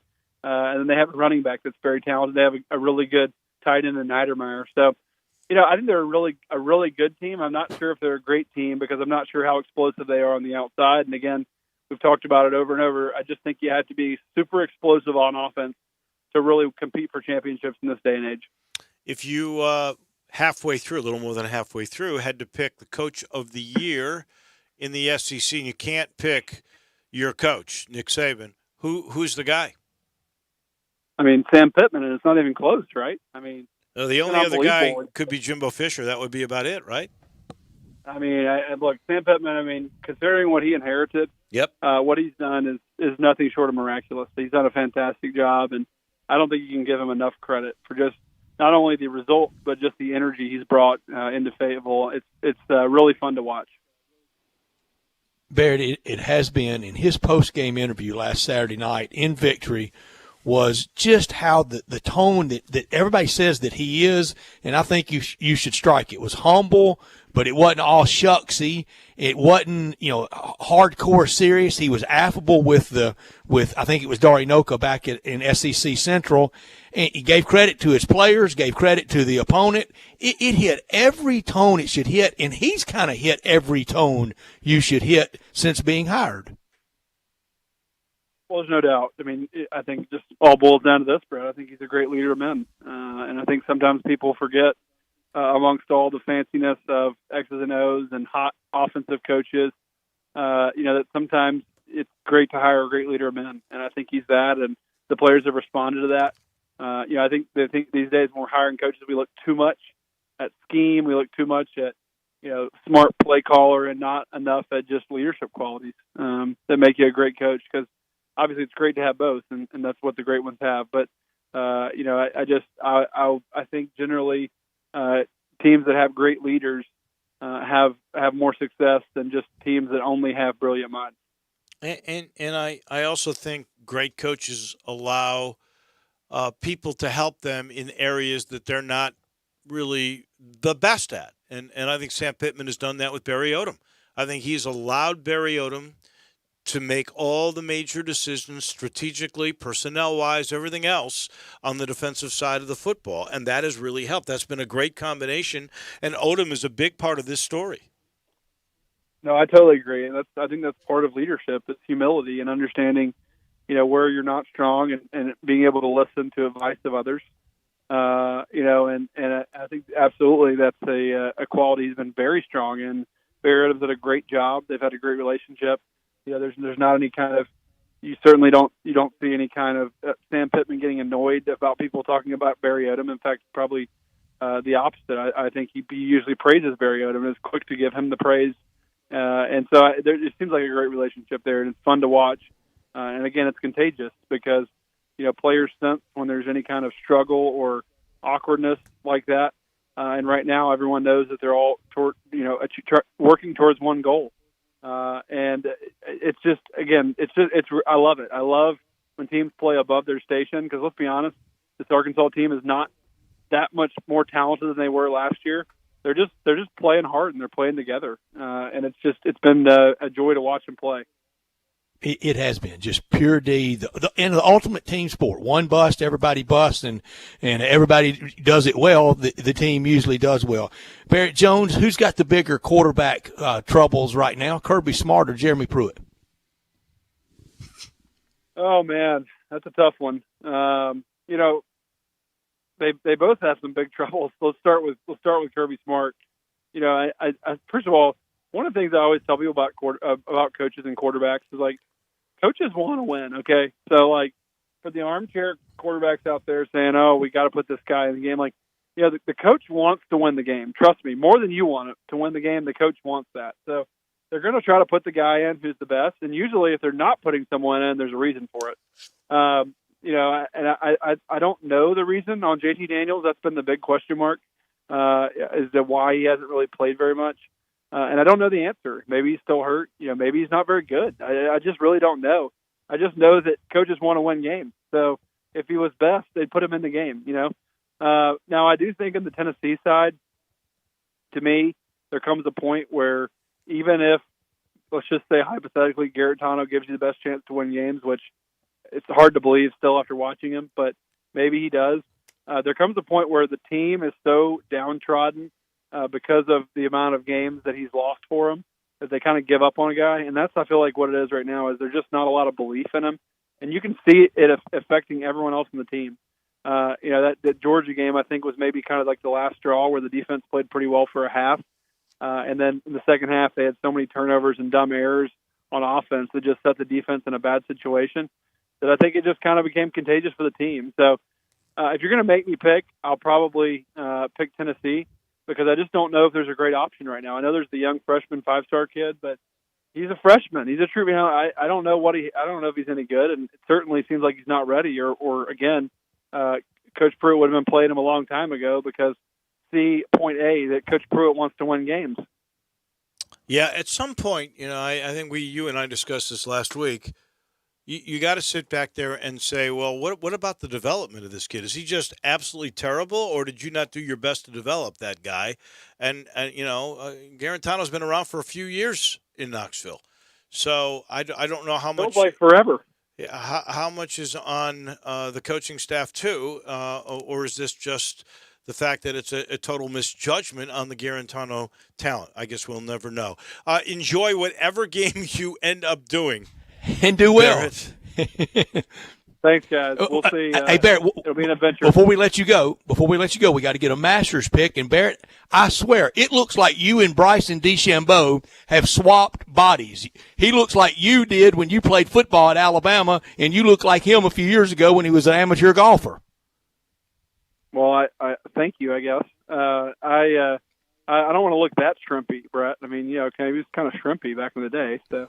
No, you look more quarterback now than you do center. Can you swing like him? That's the better question. No, Barrett's got a great swing. Can you swing as good as your dad can swing the golf club? Oh, I can take my dad behind the woodshed anytime. Yes, he can take him down anytime. Those are fighting words. No, right look, if you're going to make me pick, I'm going to go with my boy Justin Thomas. I think he's good he's pick. my pick this week. I hope Bryson DeChambeau. If I'm being honest with you, I hope he gets last place, because I get annoyed by all this driving at 400 yards and swing speed talk, and I'm just kind of over it. So look, I think sports are better when you have a little bit of like a nemesis kind of antagonist kind of guy, and Bryson's that guy right now. He is. That is a perfect there's not a lot analogy. of people that love Bryson. No. He is polarizing, Brooks and that is Koepka good. can't stand him. Yeah. Thank you. I agree with that. Barrett. We appreciate it. Thank you, Barrett. Barrett Great Jones. stuff. Absolutely, Barrett Jones. Good stuff. Hey, we're talking about quarterbacks. Have you seen what the Eric King did the other day? Incoming text from Rex in 3, 2, 1. No. Yeah, I did see what Derek King's did the other day, and also the development and the coaching job by Rhett Lashley this year at Miami. Well, as the OC, this kid became the first FBS player to throw for 400 yards and 5 touchdowns while rushing for 100 yards in a game. He's the first guy to do that since 2018. You know who did it in 2018? Derek King. Oh, really? Okay. Yep. I'm sitting here while I was grinding. He did it. Don't do me like that, Dave. He did it for Houston. This kid's special. I mean, he really Wow. is. He really is. And what an idiot. And Dana Holgerson. I was just going to say, what a knucklehead. Dana Gee Holgerson whiz. idiot to run that kid off, thinking he would just stop for him so he could be a guy for him next year and to interrupt his year. That was I can't imagine really and truly Dana Holgerson. And I really thought when he came into this league, he was going to be great for the league. Maybe I'll be proven wrong. But based on what he has done at Houston in a year and a half, he is not going to get it done. We are done with this segment of the show, and we've got the great one coming up in just a little bit because it's the finale of the year. Although it's not that long, really. Golf will be back. We'll be talking about Augusta again in April. But John Goen is going to be with us, and we will make all of our golf picks. I'll let you know this portion of the show. In fact, this hour of the show, it's presented by Homer Skelton Hyundai and Genesis of Olive Branch. I told you I was going to lunch with my friend Chris True today, who's the general manager there, and I got to meet a wonderful fella whose name is Vincent Girard from Montreal, Canada. He is now very much involved in the Genesis department, and I've been bragging about the Genesis SUV, the GV80 that is coming, and ladies and gentlemen, it will be here next week. It is being compared. I'm not making this up. Car analysts from around the world are saying the Genesis GV80 is like a $300,000 luxury car. I'm not making it up. Go look these things up for yourself. Right now, by the way, the car that I was bragging about before, the G70, I said the fastest, best performing car I have ever driven. That car, they've only got a couple, but it's on sale right now as they get the 2021s in. They got to let the 2020s go. This is a 2020 Genesis G70 for a great price and 0% financing for 72 months, and they've got 2 of those at least. Please go see Vinny, a lot of people call him, Vinny or Chris or any of the gang. They will take care of you. This is amazing. And, of course, this Genesis, like every other one of their Hyundais or the G90, they all come with a limited lifetime powertrain warranty and a 3-year, 36,000-mile maintenance package. With the G cars, they're going to start bringing them to you. They will deliver the car to you. If you want to see what they look like, they'll come to you. It's amazing what they're doing, and this is why they've raised the bar at Homer Skelton Hyundai and Genesis of Olive Branch. Back momentarily, John Goen from Timber Truss is going to join us. We make golf picks right around the corner. Broadcasting from the Family Leisure Studio. We are Sports 56, 98.5, and 96.1. Farmers Insurance knows that there's a not-so-subtle difference between the sound of a car hitting your rear bumper and the sound of a clown car hitting your rear bumper. Whoa, whoa, whoa, whoa, whoa! Sorry about that. We call that a 3-ring fender bender, and we covered it. Talk to a farmer's agent. They know a thing or two because they've seen a thing or two. Call Chad Gatlin at 901-235-1176 or get a fast quote at memphisfarmers.com. We are farmers. Bum, bum, bum, bum, bum, bum. Underwritten by Farmers Truck Fire Insurance Exchanges and Affiliates. Products not available in every state. Hi, this is Jay Farner, CEO of Rocket Mortgage. Making the right financial decisions has never been more important. We can help guide you to those right decisions now when they matter most. Mortgage rates are near historic lows, so when you call 8338-ROCKET or visit us at rocketmortgage.com to start your refinance, you'll be well on your way to saving money every month. The rate today on our 30-year fixed-rate mortgage is 3.125%, APR 3.43%. Right now could be a great time for you to take some positive financial steps forward with a cash-out refinance from Rocket Mortgage, which could give you the boost that you're looking for. In addition, we may be able to help you refinance with little or no out-of-pocket costs. At Rocket Mortgage, we're committed to every client, every time, no exceptions, no excuses, giving you the best mortgage experience. Call us today at 833-8-ROCKET or go to rocketmortgage.com to learn more. Rates subject to change. Pay 2.875% fee to receive this discounted rate. Call for cost information and conditions. Equal housing lender. Licensed in all 50 states. NMLS number 3030. Brian Elder's Roofing Solutions. Chris Price here for Brian Elder Roofing. The storms we've had over the past several months have been devastating to our communities. The rainy season is ahead. You may have not even noticed the dripping in your attic, water stains throughout your home, or even worse, mold and mildew. Please call Brian Elder Roofing and we will send out our project managers to assess any damage.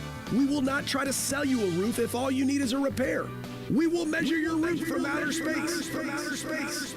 0% for 60 months, even no payments till 2022 are available with approved credit. If you've noticed missing shingles, water stains, leaks in your roof, call us before you call your insurance company at 867-0303.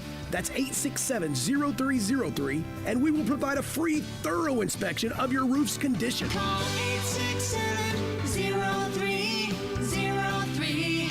Brian Elder's Roofing Solutions. Brian Smith, we love the one and only Lexus dealership in Memphis. Thanks, Stats. The fall months are always the best time to shop for both new and pre-owned cars. We're right in the middle of model year end change. The 2020s have got to go to make room for the new 2021 models, and we continue to trade for the best pre-owned cars in the city, all makes and models. Service is one of y'all's hallmarks. Our award-winning service department is adhering to all socially distanced safety precautions. You can experience amazing at Lexus of Memphis at 2600 Ridgeway and online at lexusofmemphis.com.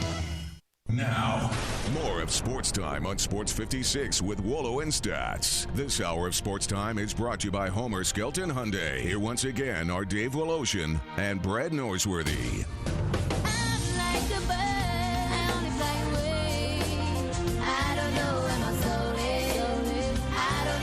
Boy, what a beautiful day it is today.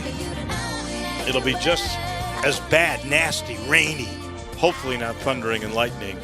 At Augusta National, that would be tomorrow when, we have the most different Masters that we have ever had before. It's with a little sadness that this will be the last time we talk to John Goen this year, but he'll be back next April. In the meantime, to Timber Trust we go.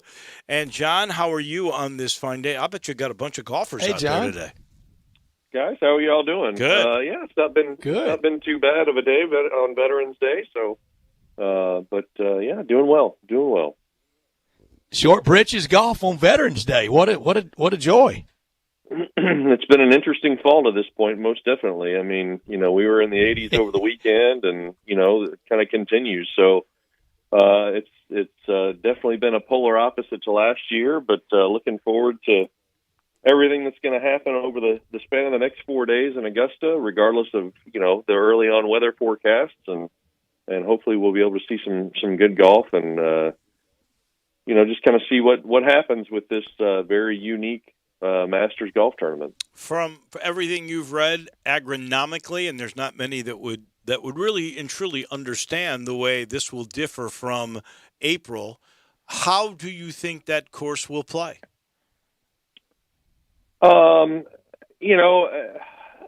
It's hard to say. I mean, clearly you're much earlier in their overseed process there. Generally, with that being the case, you're having to use a bit more water, which would tend to make golf course conditions a little bit softer. Obviously, though, Augusta National has sub-air systems pretty much every single place on that golf course, but it's still, I think, going to create some softer conditions in the fairways, probably a little stickier lies for those that miss the greens because of how fresh that overseed is going to be, as opposed to something that has probably seasoned itself a little bit more in the April time slot.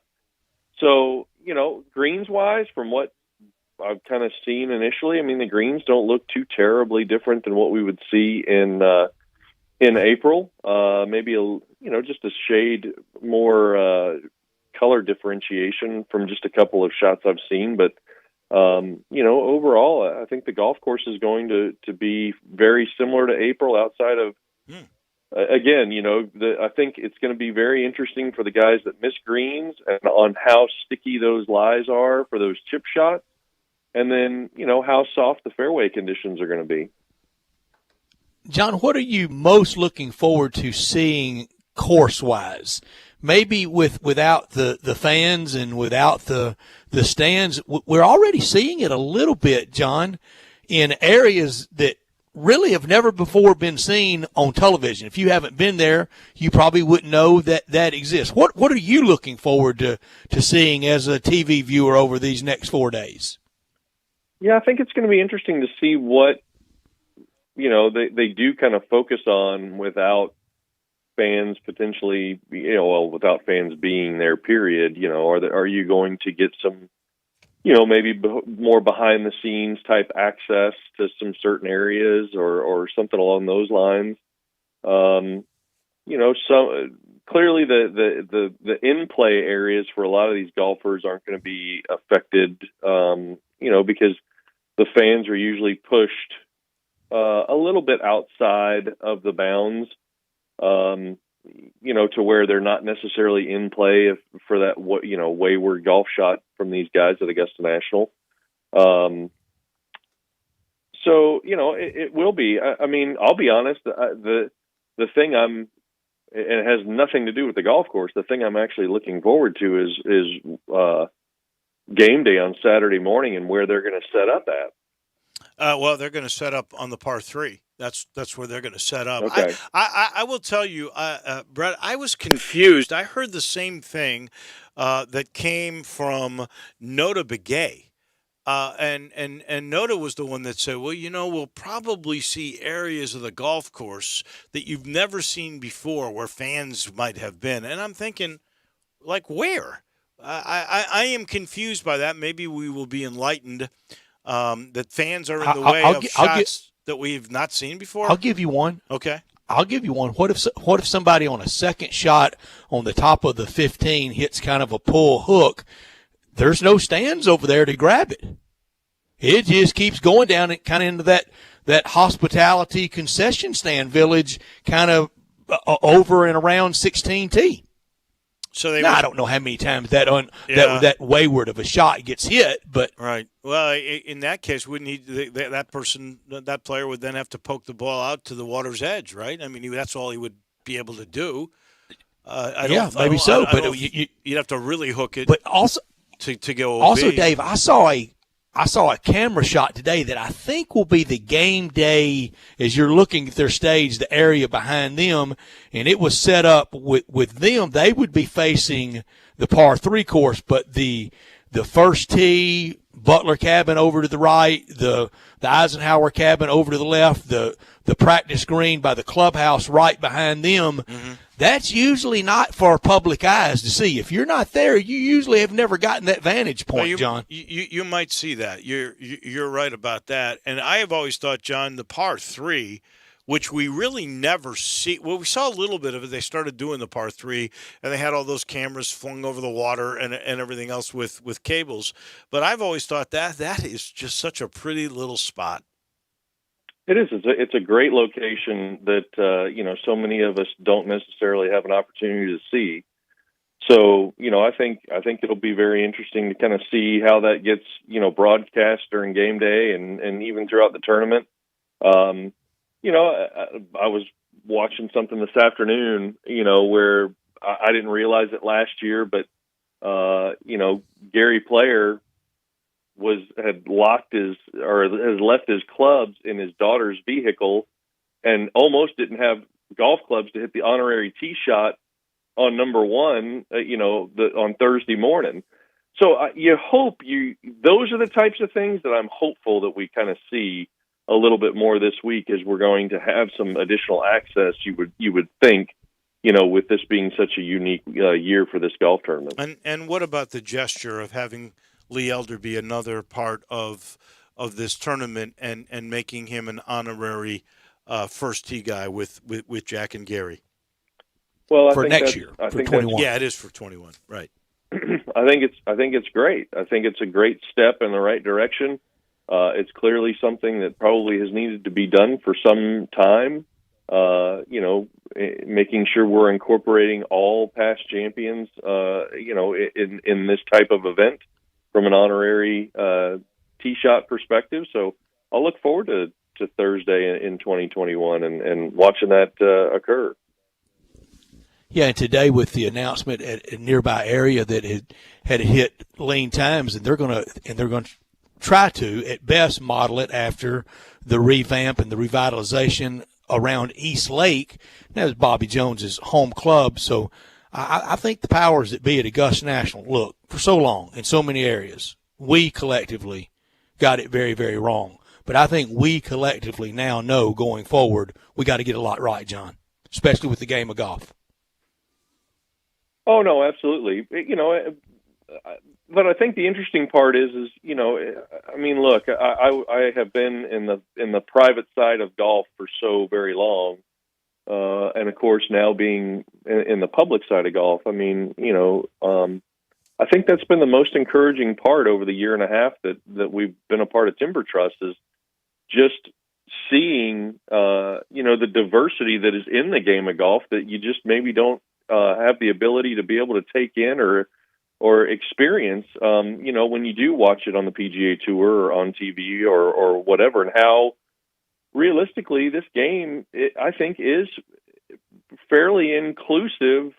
But again, it's just not made very well known. The diversity of what we see at Timber Trust on a day in, day out basis just goes to show you that golf is a very diverse and inclusive sport for and even the amount of female golfers that we have now continued to see come out throughout the course of this year. So again, it's going to be very interesting to kind of see how it continues. I don't see it changing in the public arena, but I would be I would hope that we could be much more inclusive, in the private club side of things as we continue to try to drive that message, in the game of golf. I would tell you as a consumer of both products, private, public, that there is a great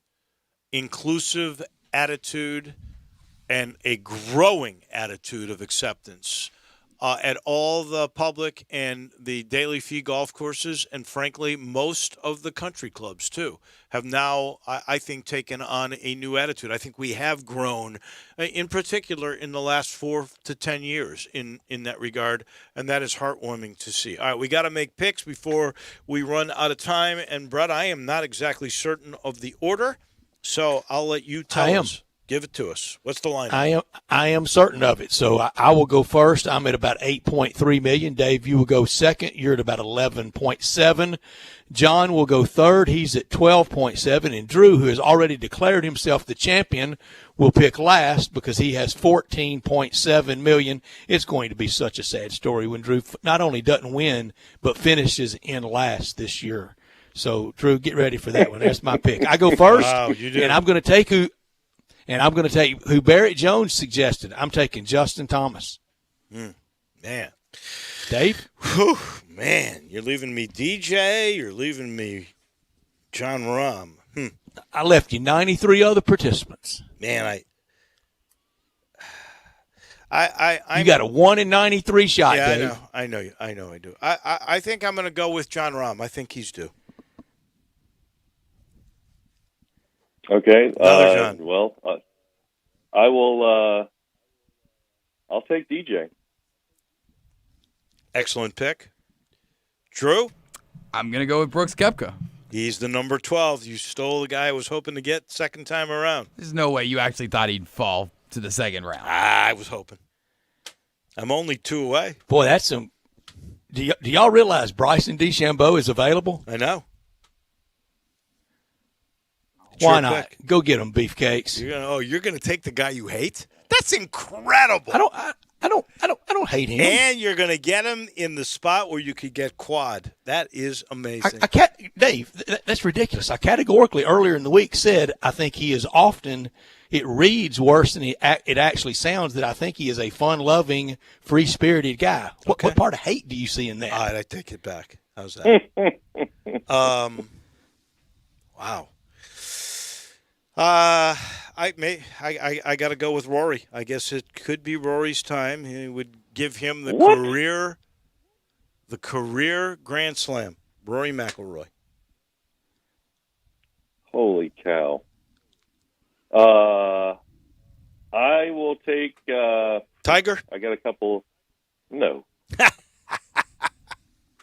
How far down would you have to go to take one before I said no? I think would you if we take were him with taking 20 four picks? apiece? If we were taking 4 picks apiece, I probably wouldn't still take him. I don't think I'm going to take Xander Schauffele. Okay. Who in X marks the spot? And Drew, who in your quad spot are you taking? He hasn't gotten any love from the expert pickers, but he's always been good for me, and I need somebody that I know can make the cut. Colin Morikawa. Colin Morikawa. Okay. No, I haven't seen a single expert out there even starts somewhat put his name on there, I he is sure hand to make the cut. I am going to tell you. How much would y'all have laughed at me if I'd have taken in my shock pick Scotty Scheffler? I would have laughed at you. If there's a fuzzy Zeller to win the first time he plays in the Masters, there's my fuzzy pick with Scotty Scheffler. I am surprised at this, but Colin Morikawa does not make the top 20 of the power ranking. Tiger is ahead of Colin Morikawa. He's a sure hand. Everything's double, and if the shock pick should win, that's quad. I'll say this much. Any of those if will win. Morikawa wins this one, you deserve Drew walks the off championship. with it. Drew, I mean, it will be all hosannas to you on Monday. I really appreciate y'all now speaking it into existence. Okay, nobody took Webb Simpson. Nobody took Patrick Reed. Nobody took Daniel Berger, who's not even in the tournament. Yeah. How's Daniel Berger not in the Masters? I don't know how he's not in the Masters because he won earlier this year. Wouldn't that have made Did he him qualify eligible? for the original one in April? There you go. That must be Drew's it. got his thinking cap on. There you go. I thought all those new people that were. Man, I thought that was. Boy, we've seen still the in full there. golf metamorphosis of Drew, haven't we, have. John? We have. I tell you, he's got all the answers nowadays. Now he's even brought logic into golf picks, for crying out loud. Well, That's not allowed here. There's actually no logic for the Morikawa pick. He's missed that's three. okay. He's missed like 3-4 cuts in his entire career. I think that's pretty sure-handed. Has he ever played competitive? Did he play competitively at Augusta last year? When Tiger won it? I don't know. I don't even know if he played I don't think at so Augusta because he was last year. playing college. So this is his first competition at beginner's luck. Here we go. You'd need a lot of beginner's luck for that one, for sure. John, I hope everybody's healthy with you. You have DJ and you've got Xander. Those are good picks.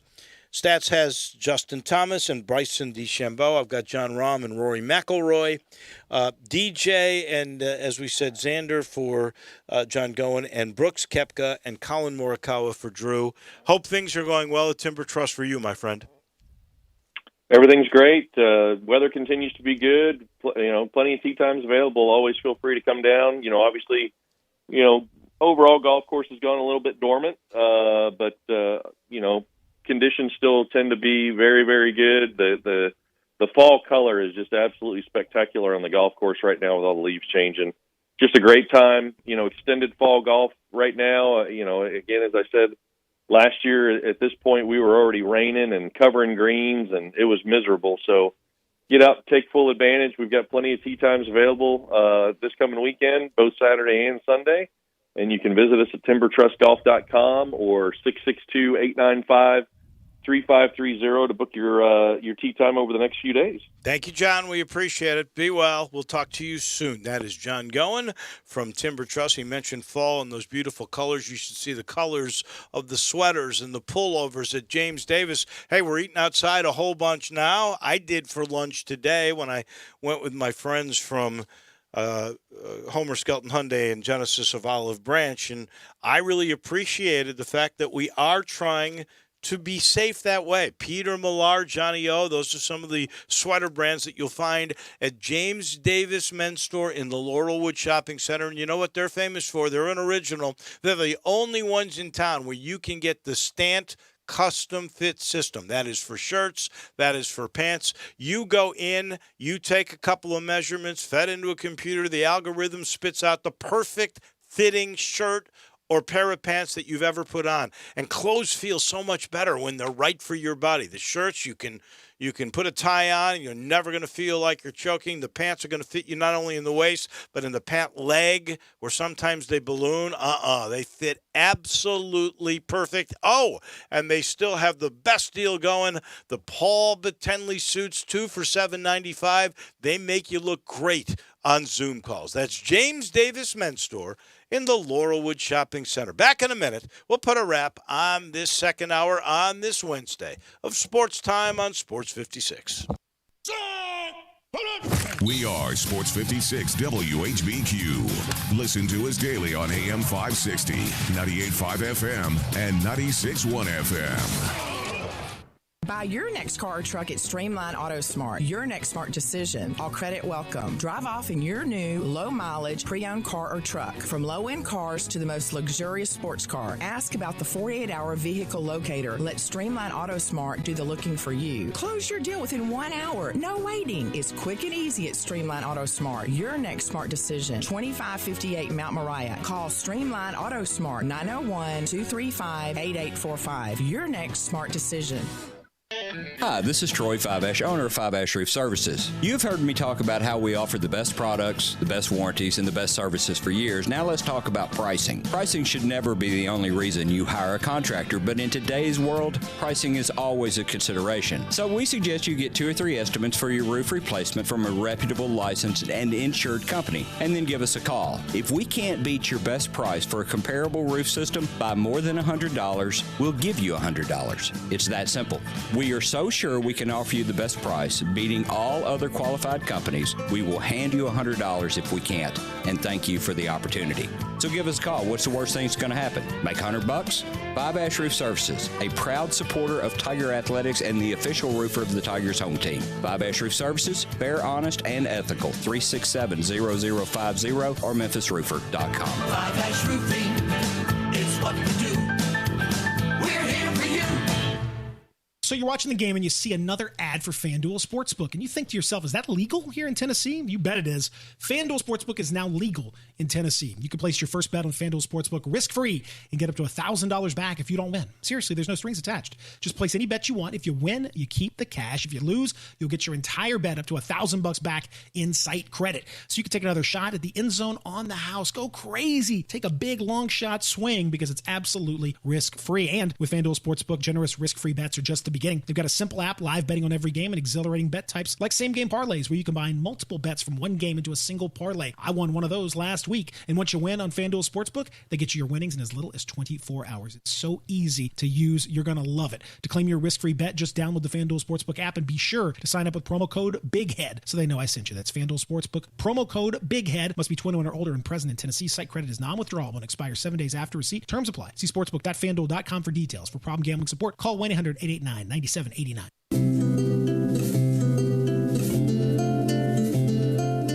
I'm a big fan of Town Village, and there is always something to do year-round. Nestled in the heart of East Memphis, located corner of Park and Cherry, is a beautiful residential neighborhood. Looking for a great place to retire, but you still have a very active lifestyle? Then visit Town Village. Only requirements that you're 55 plus. Prices per month starting at $24.50. The gourmet chef welcomes you to visit our restaurant and bistro. Package includes 3 complimentary meals per day, maid service, free local transportation, monthly coffee club, themed dinner parties, lots of fun. Visit us and call Daniel or Bo at Town Village Audubon Park at 901-374-7342. There's no place like home. Town Village Audubon Park. Before you drive the all-new Nissan Rogue, you gotta ask yourself, how rogue are you gonna go? We talking find your spirit animal in the desert rogue? Build an igloo in the middle of nowhere rogue? Or take the long way home just because kind of rogue? Just a question, but with 5 available drive modes, you're sure to find the answer. Go rogue in the all-new, fiercely reimagined 2021 Nissan Rogue, now with the most standard safety features in its class. See Owner's Manual for important safety information. Auto Pacific segmentation. 2021 Nissan Rogue versus latest in market competitors. Base models compared. Now, more of Sports Time on Sports 56 with Wolo and Stats. This hour of Sports Time is brought to you by Homer Skelton Hyundai. Here once again are Dave Ocean and Brett Norsworthy. Strapped against my back. Cruising through our Wednesday. This is a story that, Drew, you're going to love. Just coming out, Lamar Jackson says defenses are calling out the Baltimore Ravens plays before they even snap the ball. They know. I know how to fix that. How do you fix that? Get a helmet, microphone, ear thing, and don't signal. Change your signals. Change your plays. Yeah. I mean, if you watch the Ravens play and watching this Sunday, they're very predictable of what they're going to do. They're going to do one of 3 things. Lamar's going to drop back and throw to a tight end or Hollywood Brown on a little out route. They're going to run Gus Edwards or J.K. Dobbins between the tackles, or they're going to do read play on the ends. Lamar's either giving it or pulling it. They do 3 things for 4 quarters, and it works. That's worked pretty well, hasn't it? Pretty well. I mean, there's the reason Mark Andrews leads the team in receptions this year. Well, maybe they're not as complex as you would like. Maybe that's I'm fine with it. Winning's winning. You know, I don't know. I could say this to you. Lombardi used to say, here's what we're going to do. Stop us. Here you go. You get a seal here and a seal here and run the play. That's right, Dave. That's exactly right. It's like baseball sign stealing, not the video type way, but the old traditional way. If they think they're stealing your bunt signal, change your bunt signal. I got to tell you, my first gut feel on this wasn't really necessarily they're stealing their signs. It really was not. It was that just the predictability. The predictability of them. Yeah. That is exactly. Don't be predictable. what I think. Yeah. This is something that we could predict. The Butcher Shop is terrific. Hamburger Friday, every Friday, that's terrific. Every night, the steaks. Here's the other thing that needs to be known if you don't already, and that is how cavernous inside the Butcher Shop is. So if you are a little worried, leery of going inside, and I certainly understand that, and they'll bring you out their food curbside. There's no question. They'll even do Hamburger Friday. Curbside, they'll bring it out to you. But it's huge inside. There's more space in that restaurant, and they have socially distanced all of their tables to be safe. It is outstanding. You know, they got party rooms large enough for tables of 6 with 6 feet spacing between the tables. You can have groups of 20 to 40 and still meet all the Shelby County health guidelines. Please, don't be leery. Go in and see for yourself. Get a great steak. You'll love it. Or the baked potato or the double baked potato. That's my favorite. Or you can get wonderful salmon. You can get chicken. You get the great bread. Oh, it's such a great experience. That's the Butcher Shop. Safe inside because there's not a bigger restaurant in the city. The Butcher Shop at the Agri Center right there at Walnut Grove and Germantown Road.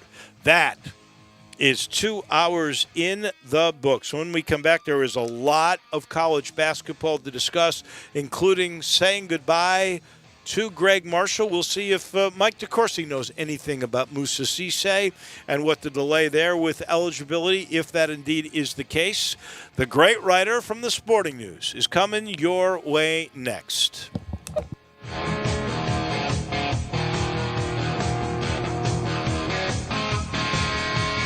Hey, I heard that you just got a new car. Yes, I sure did, and I could not believe how simple it was. Really? Tell me what happened. I bought my car at Cars Inc. They are family owned, and the choices of cars were the best I've ever seen. They even said they could price match with anyone and help me with whatever financing I needed. Wow, it does sound like they know what they are doing. Their family has been in the car business for over 30 years, and they're excited about being in Memphis. Where are they? 5095 Cummington Way, and their phone number is 901-623-7180. Brian Elder's Roofing Solutions. Chris Price here for Brian Elder Roofing. The storms we've had over the past several months have been devastating to our communities. The rainy season is ahead. You may have not even noticed the dripping in your attic, water stains throughout your home, or even worse, mold and mildew. Please call Brian Elder Roofing and we will send out our project managers to assess any damage. We will not try to sell you a roof if all you need is a repair. We will measure your roof from outer space. 0% for 60 months, even no payments till 2022 are available with approved credit. If you've noticed missing shingles, water stains, leaks in your roof, call us before you call your insurance company at 867-0303. That's 867-0303, and we will provide a free, thorough inspection of your roof's condition. Call 867-0303. Brian Elder's Roofing Solutions. Did you know nearly 40% of men under 40 and over 75% of men over the age of 40 experience sexual performance concerns? At the Memphis Men's Clinic, their experienced physician performs a comprehensive evaluation that determines which specific issues may interfere with your sexual performance. These issues can vary and range from anxiety to medical issues, low testosterone, or erectile dysfunction. The Memphis Men's Clinic has evaluated hundreds of men of all ages over the years and reestablished a normal sexual life. The Memphis Men's Clinic will work aggressively to resolve issues and allow you to restore your sexual health and overall well-being. That's the Memphis way. If you're 20 years old or 90 years old, come and get cared for the Memphis way. Treatment that's based on your specific needs after a professional clinical evaluation by their experienced board-certified physician. Call the Memphis Men's Clinic today at 901-443-0475 or visit memphismensclinic.com. I want to do some bragging rights. Hey, I was just the other day overhearing a conversation with Big Mike, the manager of DeSoto Auto Sales. They've got people buying cars all over the country. North Carolina, South Carolina, Georgia, Alabama, Arkansas, Texas. People from all over the country buy cars at DeSoto Auto Sales in Olive Branch, Mississippi. Why? DeSoto Auto Sales has the most stringent car inspection in America. They get it right the first time. Quality and low mileage. Factory warranty on most vehicles. My favorite part is the people who work there. Big Mike, all the employees are professional, friendly, and go that extra mile. Expect as you walk in the door, you're treated like family. DeSoto Auto Sales understands your time matters. We can help you find your dream car and get all the paperwork finished in less than an hour. Come see us at DeSoto Auto Sales and be part of our family. Have a great buying experience every time. 662-890-7184. Join Sports 56 Middays this Friday from 10 to 1 at Edwin Watts, 5985 Poplar Avenue near Target. Titleist is launching the new TSI line of drivers and fairway woods this weekend. They're having a Titleist rep in-store Friday from 10 to 3 doing fittings on these new clubs. Edwin Watts will have some prizes to give away, and we'll be giving away Ole Miss football tickets as well. That's this Friday from 10 to 1 at Edwin Watts in the Ridgeway Trace Shopping Center on Poplar between Ridgeway and 240. Mask up, Memphis. We are Sports 56 WHBQ Memphis, W253DF Memphis, and WIVG Tunica Memphis. Flynn Broadcasting Stations. Welcome back to Sports Time on Sports 56 with Wallo and Stats. This hour of Sports Time is brought to you by DeSoto Auto Sales. Here once again are Dave Woloshin and Brett Norsworthy. The Hall of Famer Mike DeCourcy on college basketball. After I tell you about the title sponsor of this hour, and that's the good people down on Goodman Road at DeSoto Auto Sales, 5704 Goodman Road to be exact. Go online to DeSotoAutoSales.com and check out the many happy referrals and look at all the beautiful cars, again, at DeSotoAutoSales.com. All the cars at DeSoto Auto Sales, test-driven, checked out bumper to bumper, unlimited inventory, and if by chance it's not on the lot, they will go out and find that car that you want for you. No shortcuts taken at DeSoto Auto Sales, where you walk in and you're treated like family by kind, courteous employees, laid-back atmosphere, down-home environment, no high-pressure sales. But they know they care about your time, and they know we're living in a world today that time really matters, and that's why they want you to enjoy the ultimate car experience. Within 45 minutes, test drive your car, credit approved, paperwork completed, and you're gone in your new car in time to do it over your busy lunch hour or like right now, right after work. Check out the referrals at DeSotoAutoSales.com. They are at 5704 Goodman Road, 662-890-7184. Come on down to DeSoto County for that town and country experience at DeSoto Auto Sales. On this Veterans Day, we've had a bunch of big stories, mainly postponements of college football games. Today, you had to add the Missouri-Georgia game, so there's only 3 SEC games that are going to be played this week. Of course, you know the Tigers and Navy postponed. Not sure exactly when, although they're thinking about maybe playing a game on the 19th, moving the championship to the 26th. That would accommodate some movement. We'll all have to wait and see how it all plays out. There's been a basketball story that we have discussed with the great national basketball writer for the Sporting News, Mike DeCourcy. It involves Greg Marshall at Wichita State, and I think we got a little clarity today. It appears now that Greg Marshall will be leaving Wichita State. Mike, he didn't make it through. Yeah, I have to be honest with you. I don't understand. I understand why it appears he will no longer be their coach. According to Jeff Goodman, he'll be departing. I understand that part. I don't understand why, if you have an active investigation into one of your coaches with allegations that severe, and an inclination that dismissing him would be a possibility, or him resigning, or however it ends up being phrased, the departure is a possibility. I don't understand why he wasn't put on paid leave, because what ends up happening is you've done a disservice to your current players in having them begin a season under one coach who you knew in your mind there was a possibility, if certain allegations were proving, that he would not be continuing. Why you would allow him to coach your team through the first, today's November 11th, so almost a month of practice. That's a disservice to the players. If they took those allegations seriously, and as it reaches its conclusion, it's apparent that they did, then they should have put him on paid leave. And if indeed they had decided at the end that it didn't warrant that, then yes, the players would have been done a disservice. But I have to say, I operated on the assumption that because they did not take that action, they were not going to make a move in the direction of them parting. It almost seems to me that the ad that was taken out by their boosters, that was not signed by their biggest booster, their biggest monetary supporter, Charles Koch, that his lack of a name on there, and then really, within a week, the dismissal, there tends to be a correlation there in my mind. How about yours? Yeah, and I think that makes sense. I think you would have needed him to supersede a lot of people, and I have no reason to believe that he would, but you would have required that person to say he's not going anywhere. And again, he may have said nothing. He may have said, do whatever you need to do. It's fairly apparent he did not say what I said, right. or there would not be a change.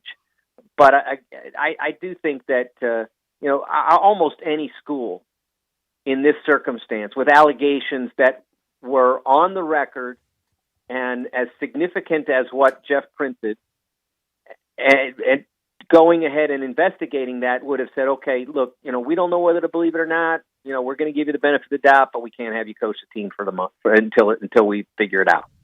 And your check will still get direct deposited, but that's as far as it's going to go for now.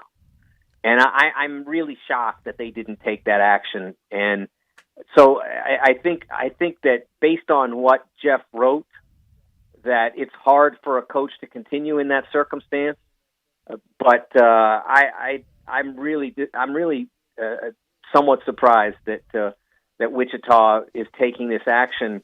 Not because I don't think that in the presence of confirmation of what he wrote, I do think that's the logical course of action, in my opinion. But I don't think that what they did prior to that was logical.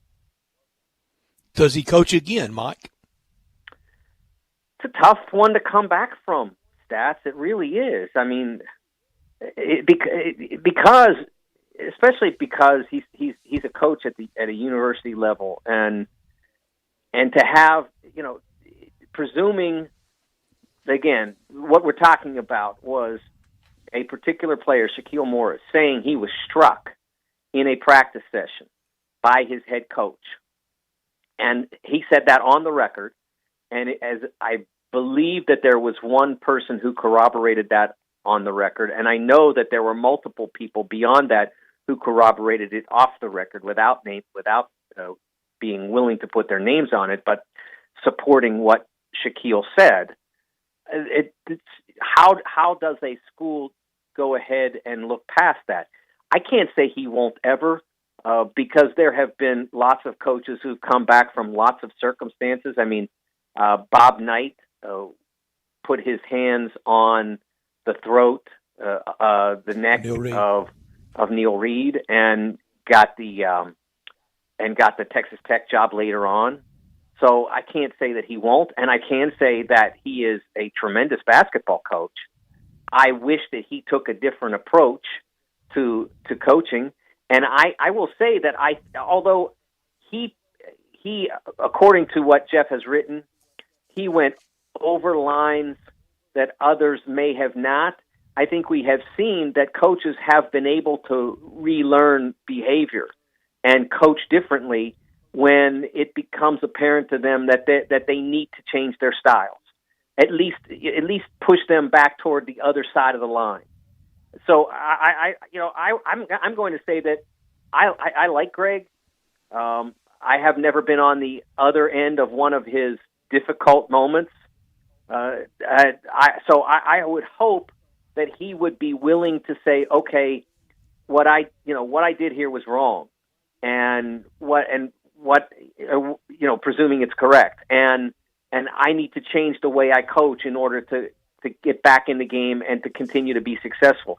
Because I just don't think you need to coach at that the 11 on the 10 Spinal Tap scale. I don't think you need to do it.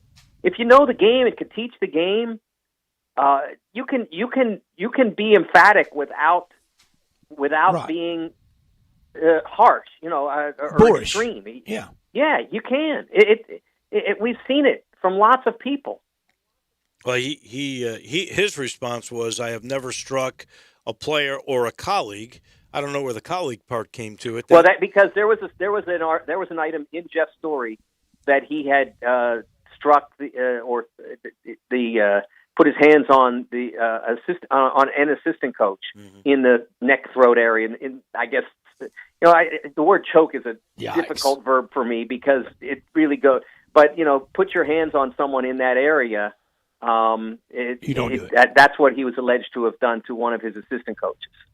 Well, I remember the doubt on Neil Reed, honestly, until that video came out. I don't know if there's a video of Greg Marshall, but there was enough evidence in the minds of the powers that be at Wichita State to say goodbye. So I guess the next question is, and it's an important one for the American Athletic Conference, that is counting on this being a program of national competitiveness, and that is who is going to be the replacement.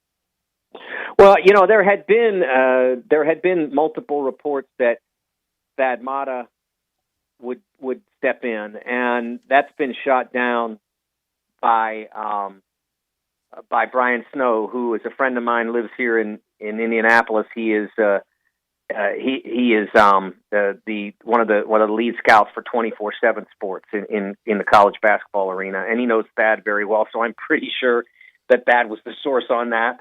So I don't believe that he will be the person. I think in a circumstance like this, it's really difficult to bring somebody in from the outside. You usually need to use someone who was adjacent, who knows the program, who knows the players. It's really hard on the players if you bring in someone completely new. Now, if you brought in someone like Thad, because he's brilliant, for a short-term situation, it might work out okay. But I think we saw at what happened at Louisville when basically the entire staff, just about, or at least a significant portion of the staff, was wiped out by the allegations, by Louisville's actions subsequent to the allegations that were in the 2017 charging documents on the basketball scandal. Back in the DFBI was involved in the Justice Department and all that. I think they lost 2 of their 3 assistant coaches, plus head coach Rick Pitino. All parted from the school subsequent to that, to some of the revelations in those documents. And the only person left was David Padgett. And so he took over, and he did a good job. I mean, they didn't make the tournament that year, but they came really close. He basically had to go and patch a staff together from guys who were out of work. And they did a good job. But I think David's presence in the program and knowledge of the players and knowledge of the system, et cetera, helped in that brief transition. What about John Mike, Beilein? Let me preface. John Beeline's been mentioned, and I want to preface it with, I don't believe everything I read on Twitter, but I even saw some Rick Pitino conversation today. No, Rick's done some things that I may not have agreed with in time, but to walk out on Iona now, that would be absurd. It would be ridiculous. And also, he's not walking out on Iona for a blue blood program. I mean, I don't think he's going to Wichita. That's not going to happen. I don't think now or in the spring. I don't see any. Look, I know John, and I haven't asked him about it because I don't think there's any reason why he would want to go to Wichita. I mean, in the spring, when Wake Forest was out there, and I think he could have had it if he wanted it. He showed no interest at all. Basically, he may have had a conversation with him and told him he wasn't interested, but I'm aware of no interest he evinced at all in that job. So I would be shocked if he were to take on Wichita, like I said, either immediately or in the spring. Since you brought up Rick Pitino, or Brett did, you just wrote a story about Rick Pitino and going back sort of home to a small school like he started. What do you think his real motivation here is? I think he wants to prove a point to people who basically said he doesn't belong in the game any longer. I think that's a big part of it. I think he loves to coach. I don't think there's any question about that. I mean, went all the way to Greece to coach Panathinaikos. And so he wanted to have a team again. So that's a big part of it. It's certainly not about money. He doesn't need any money. He's made a lot, and he's not been unwise with it. He's not one of those people who blew through all his money. It's nothing like that. I mean, he certainly has plenty of that. He just loves to coach, and I think he wants to have the ending that he wants. Now, I quoted him in the column, the story, saying that this is not a stepping stone for him, that this is a job from which he plans to retire, and I think that was pretty much the headline. And I got a lot of people that said, I don't believe it. And you know what? I've been around Rick a lot over the years, and I read a lot of quotes of his and said, I don't believe it. So I understand why people would say that if this somehow did lead to an offer from a bigger school, a more attractive school, that he would take it. And I can't argue with any of them. Mike, you know very well how prideful he is, and I think you nailed it in your column and in your answer to Dave. I think he loves to show the world. I think he just wants to show the world that he still has a place at the table in college basketball. I think back, and there are 2 people in SEC, one in football, one in basketball, that if they had stayed and never taken the allure of an NBA or NFL job, if Rick Pitino had stayed at Kentucky, he would be bigger than Rupp. He would be the biggest thing in that state's history. And if Nick Saban had stayed at LSU, likewise for him. Do you think Rick Pitino ever does the regret thing on leaving Kentucky? I've talked about this with him, and he knows exactly what you said is his strong belief. He knows that if he stayed at Kentucky, that basically he would be looking K eye to eye. That the two of them would be in the same ballpark in terms of championships and Final Fours and victories. That's his strong belief, and I totally agree with it. However, this was 1997. In 1997, the Celtics dumped $50 million on him. And so now, 97, now we're talking about maybe 75, something like that, or maybe more. Mm-hmm. It changed his life. I mean, that money allowed him to coach for love. He wasn't coaching for a paycheck anymore after the Celtics. The entire Louisville thing, although he made lots and lots and lots of money, he could coach wherever he wanted to coach. And a lot of people thought, well, he's not going to stay at Louisville. Why would he stay at Louisville? Well, he made a lot of money, and he had a great life, and he had bosses that he loved, and he was very successful. And in the end, I do think that the money allowed him so much freedom that I thought that he took his eye off the ball, and I think that's why things went sour. I don't think that he was as devoted to the details as he had been during his time at Kentucky. And so maybe if he never puts $50 million in the bank, and he's, by the time toward the end, I mean, John makes $8 or $9 million a year, whatever it is. It's a lot. And John's not coaching for the money anymore either, but he doesn't have 50. He never got a $50 lump sum, let's say. But what I'm saying is no. He got a big lump sum from the Nets. Calipari did. But yeah, I did, but not 50. It was a bunch, Not and 50. it made a difference for him. Paul Tudor Jones turned it into 50. He sure did. Yeah, he there sure you go. did. Yes, exactly. But so he would have made a lot of money in the final years. But I don't know that he would have ever, like John has never taken his eye off the ball at Kentucky because he knows he can't and stay where they need to be. And so if Rick had stayed at Kentucky, he would have never had that $50 million nest egg and whatever it became. And so maybe he would have never taken his eye off the ball, and he'd still be at that same level. You know what I mean? Mm-hmm. That he sacrificed by in his final years at Louisville, really not paying attention to, in some cases, the character of the players he recruited. In some cases, the people that he put around him. I don't think that he was as good at it in the final few years as he had been during his time at Kentucky during his early years at Louisville. Well, he's not beloved in Lexington anymore because he went to Louisville. But in their times, who was more beloved around that school, Cal or Pitino? That's a great question. I think Rick had the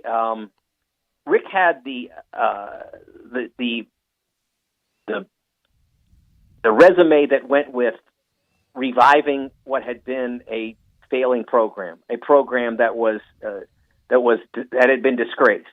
And so he had that. But what John has is because of John's ability to connect to people and his willingness to connect with people, even more so than his ability to do it, but his willingness to go out and reach out to people and connect.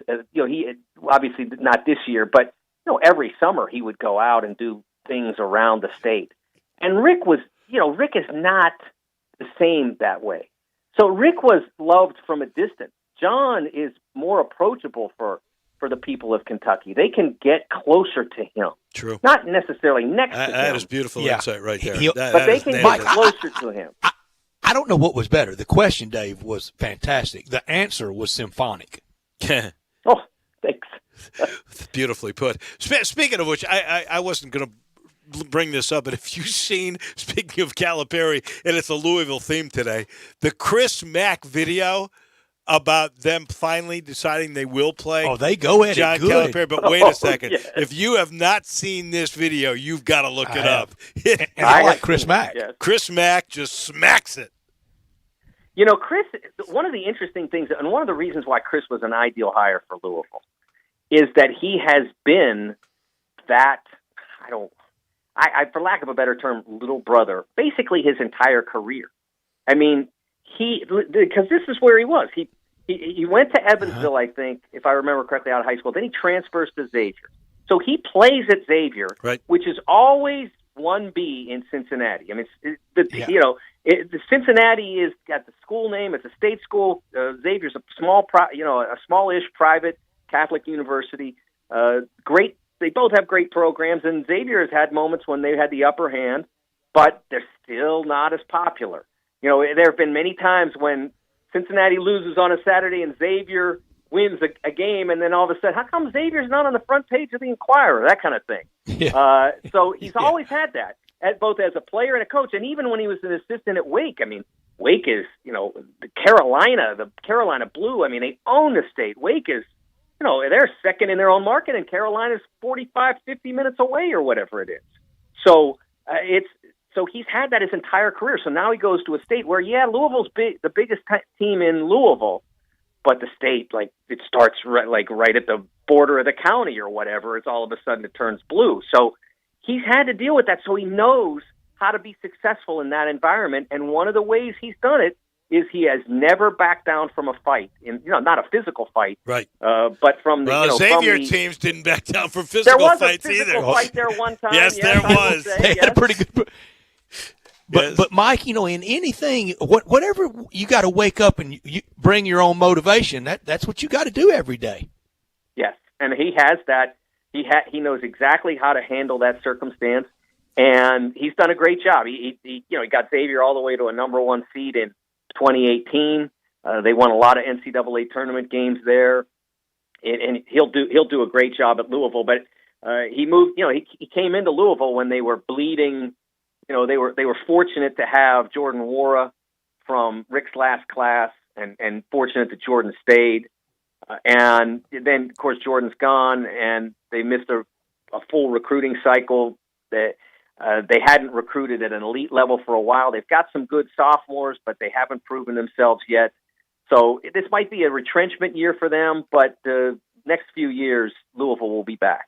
Last thing from Mike DeCourcy from the Sporting News. It's a local story here. We don't have a lot of time either. Moussa Cisse, now there's a question about his eligibility. I'm being told it's more like due diligence on a top 10 guy by the NCAA. Maybe it was slowed down by the pandemic. Who knows? What do you know about Moussa Cisse and eligibility?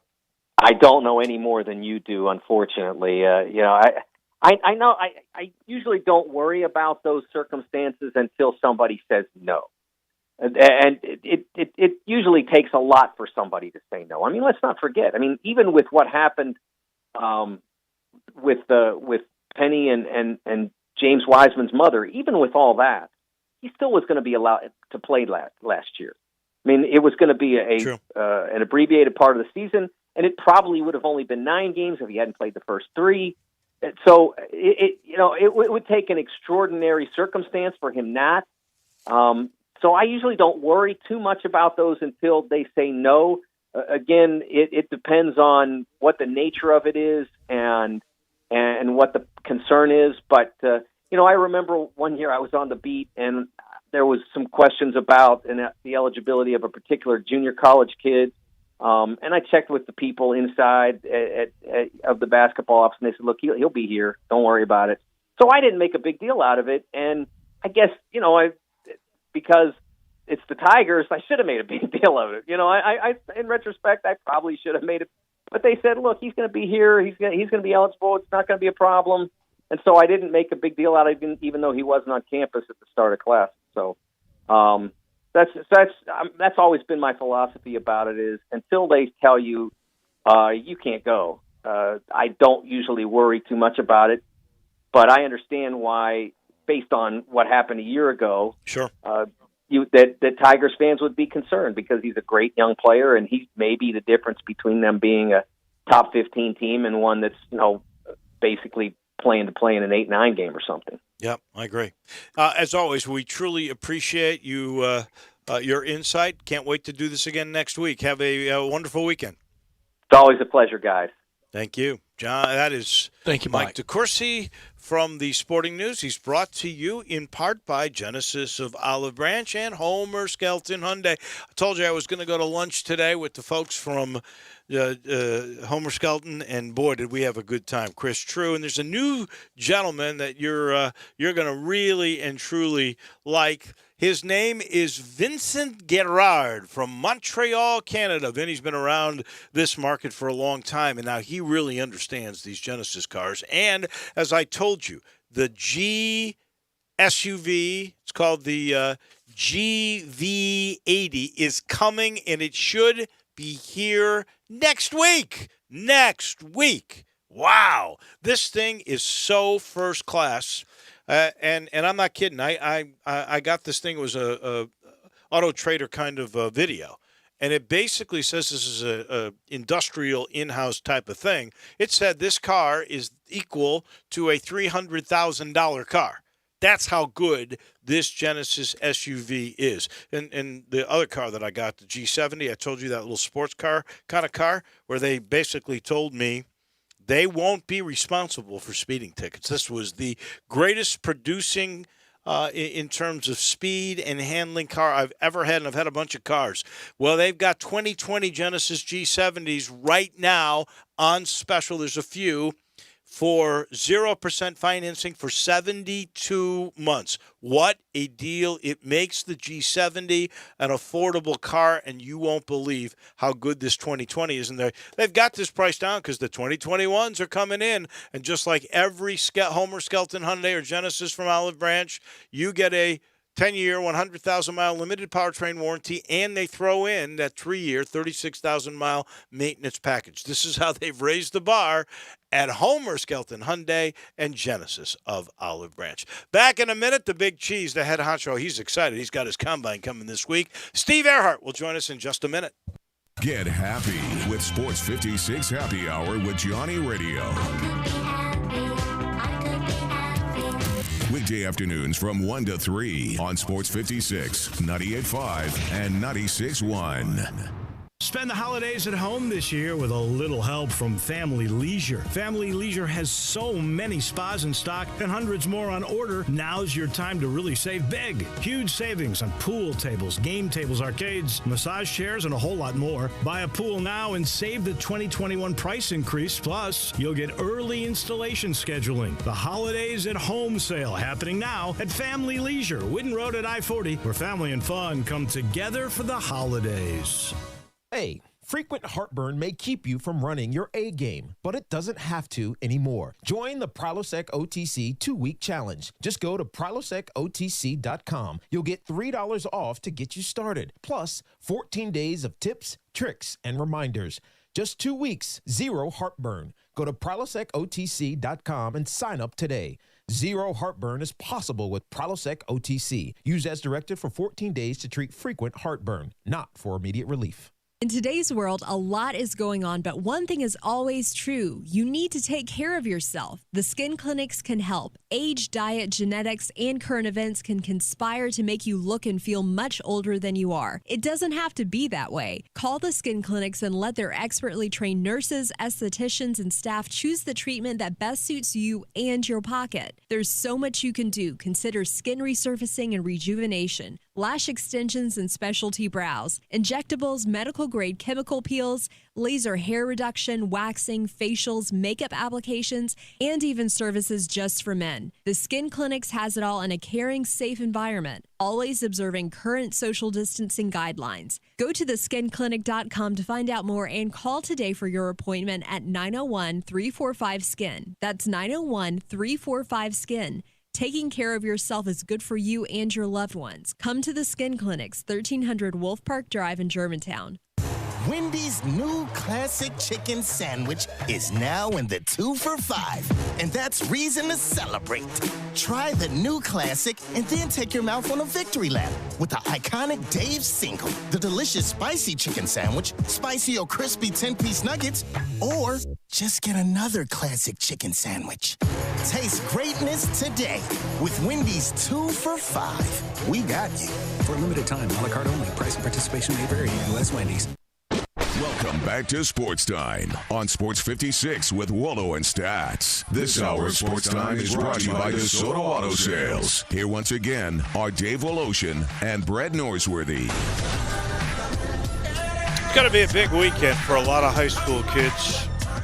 City of Memphis, Mayor Strickland, who was with us last week, made sure that happened. And, of course, I got to tip my cap to my friend Steve Earhart and Harold Grader over at the AutoZone Liberty Bowl.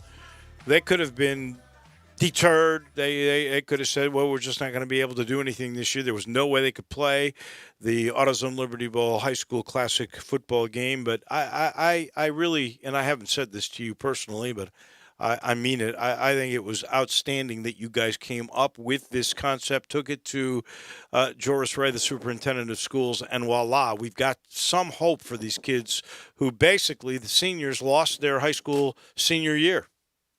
Well, and thank you, Dave. And you're right. We've established such a great tradition with the AutoZone Libertyville High School All-Star Game and averaging over 50 young student athletes from the Memphis area getting scholarships to go on to college that maybe they wouldn't have before. And so this was something we were thrashing around. We couldn't play the game with 35 Memphis, really the Shelby County School District not being able to play, 35 high schools, so all the young men in those schools were not able to play. And so I do want to give a shout-out and a great deal of credit to Dr. Rod Richmond and India Weaver. Dr. Richmond, longtime executive with the school system, and India Weaver, who's the athletics director for the Shelby County Schools. They've been wonderful, and we went and met with them. We said, let's combine our efforts with your efforts to give these young folks a chance to show their skills, get some videotape, and that's so important because they didn't get a chance to get any tape during the entire season. And college coaches, whether it's Central Arkansas or whether it's the University of Michigan, they need to see these young men on tape. So we're bringing down, and again, thanks to the Shelby County school system, the group from Chicago that does all the Rivals combines nationally, and it'll be orchestrated much like what you see on ESPN on national TV at the Combine for college kids up there in Indianapolis, where the kids will check in, and then they'll be getting their official height and weight, which is important. They'll run the 40. They'll do some drills, some cones, some agility, some lifting, and so they'll get a chance to have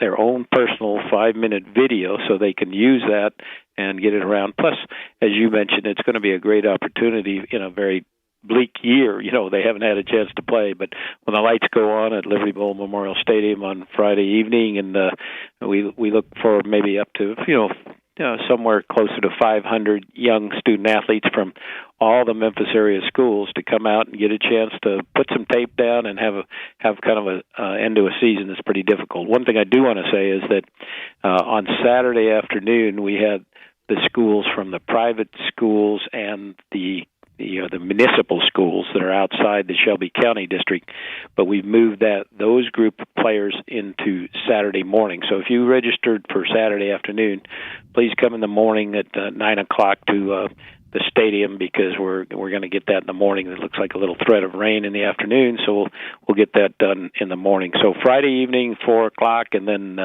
Saturday morning at 9 o'clock, all at the stadium, 500 young men get a chance to get some video and have a capper to the end of a difficult year. Steve, will any of that involve padded practices, any contact?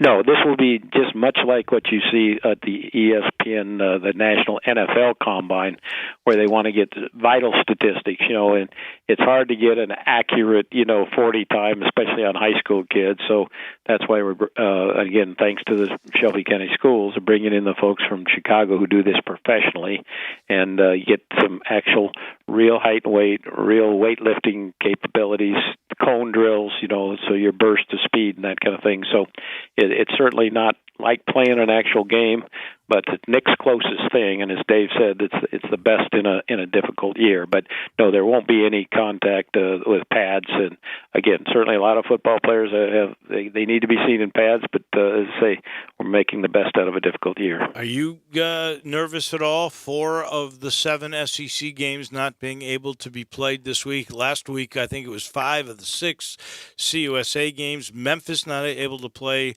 against Navy. That's 2 weeks in a row. They can't play. What are you hearing around college football about this shaky moment? Well, it's concerning, or disconcerting, whatever the right word is, certainly. But I think it was predicted, and that was what we found with the beginning of the year. I think Commissioner Bob Bowlesby, Commissioner of the Big 12, said we're not going to get through the year unscathed. But I think they're certainly learning an awful lot about how to treat, and I think some of how to treat players when they've been exposed, and so far nobody has been really threatened, medically. And when I say medically, I mean certainly it's a threat when you test positive, but nobody. I think there's one college football player who was hospitalized for a day or two, but other than that, most everybody, and again, I shouldn't be saying what I don't know for sure, but I think all the players around the country are back and available if they've been through that process. And some of the leagues have a shorter period of time that they're supposed to stay away. Others have a longer period of time. I think the Pac-12 has the longest period of time where they have to isolate for a greater number of days. So I think we're learning as they get through the year, and we're certainly counting on the testing process and the safety. And I think somebody hit it right. It's kind of interesting that exactly 2 weeks after Halloween, I had a little bit of an outbreak, and I think some of the players may have let their guard down a little bit, and there's just too many Halloween parties. I don't think you two guys ever went to a Halloween party, did you, in your life? So, I do, Steve, and I always go. I'll always go dressed as myself, and that's scary enough, isn't it? I didn't mean to be. I was being sarcastic there, but I think that's the thing that we couldn't. Learn that young people, it's going to hard to get total behavior change. Be young but I people. think as we get closer to the finish line here in college football, I think there's been a little more serious, and people now are seeing that hey, you can get a game canceled. Now the University of Memphis had it early, and I think they got it out of their system. There was a criticism early on when they lost a game, and now it's Navy's turn, and so it's something that hopefully we need to get under control. Could we see something this extreme? California, the Cal Bears, one of the great schools in the country, Cal Berkeley, they're mostly being hindered by local health officials. They may not play a single game, but come bowl time, could you see the Cal Bears at 0-0 and go to a bowl game because they can decamp from Berkeley during the holidays, make their own bubble, and go to a bowl game? Could you see that happen? I hadn't thought of that, but I guess it's technically appropriate. As you know, the NCAA said that every university is eligible to go to a bowl game. Now, that doesn't mean every university is planning to go or every bowl will pick them up. But I guess remember when the season started, there was a couple of teams that had no games. Remember BYU had, because they're not in a conference, they were scrambling all over the place, and I give a lot of credit to their administration. They just kept battling, and now they had a chance to be in the college football playoff. They're undefeated, and they cobbled together their schedule. So I guess nothing puts it past. I remember Army, similar kind of way. They didn't have any games except the Navy game scheduled, and they've been able to figure out a way to play at least a shorter schedule. So stats, I don't think that would happen, but again, this is a weird year, and that would be a capper. I think there a couple of Division 1A schools, or what I call, that were playing just one or two games all year, but it was important for those guys, just almost like we talked about with the high school kids, at least get one shot at it. So that maybe could happen. What are the prognosticators, ESPN, CBS, the ones that you look at? I know our friend Bill Bender, too, from the Sporting News. What are they saying about the competition for the AutoZone Liberty Bowl?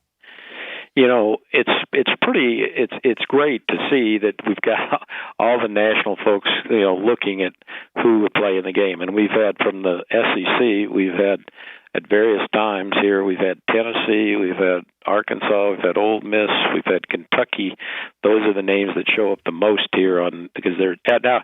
It's one of the most popular things to do is predict who's going to play in which bowl games. And then from the Big 12 side, Texas keeps popping up because of course they lost a couple of games early, and it looked like maybe they wouldn't compete for the championship, but they're back up in the top 25.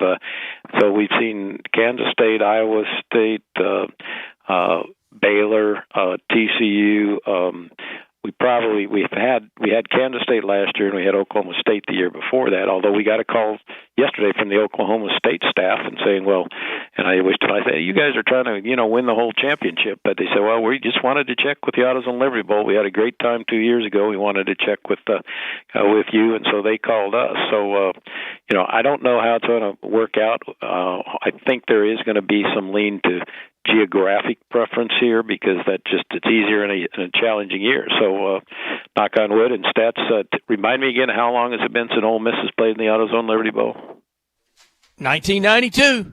Okay, there it is. It's 28 years. I got to make sure I always check that. And you and Archie Manning keep telling us, hey, we got to get Ole Miss back in the game again. And so, we keep looking at the schedules and looking and see, who's got a chance to be. But you're right. You said it earlier on. It doesn't matter, what the number of wins are. It just matters.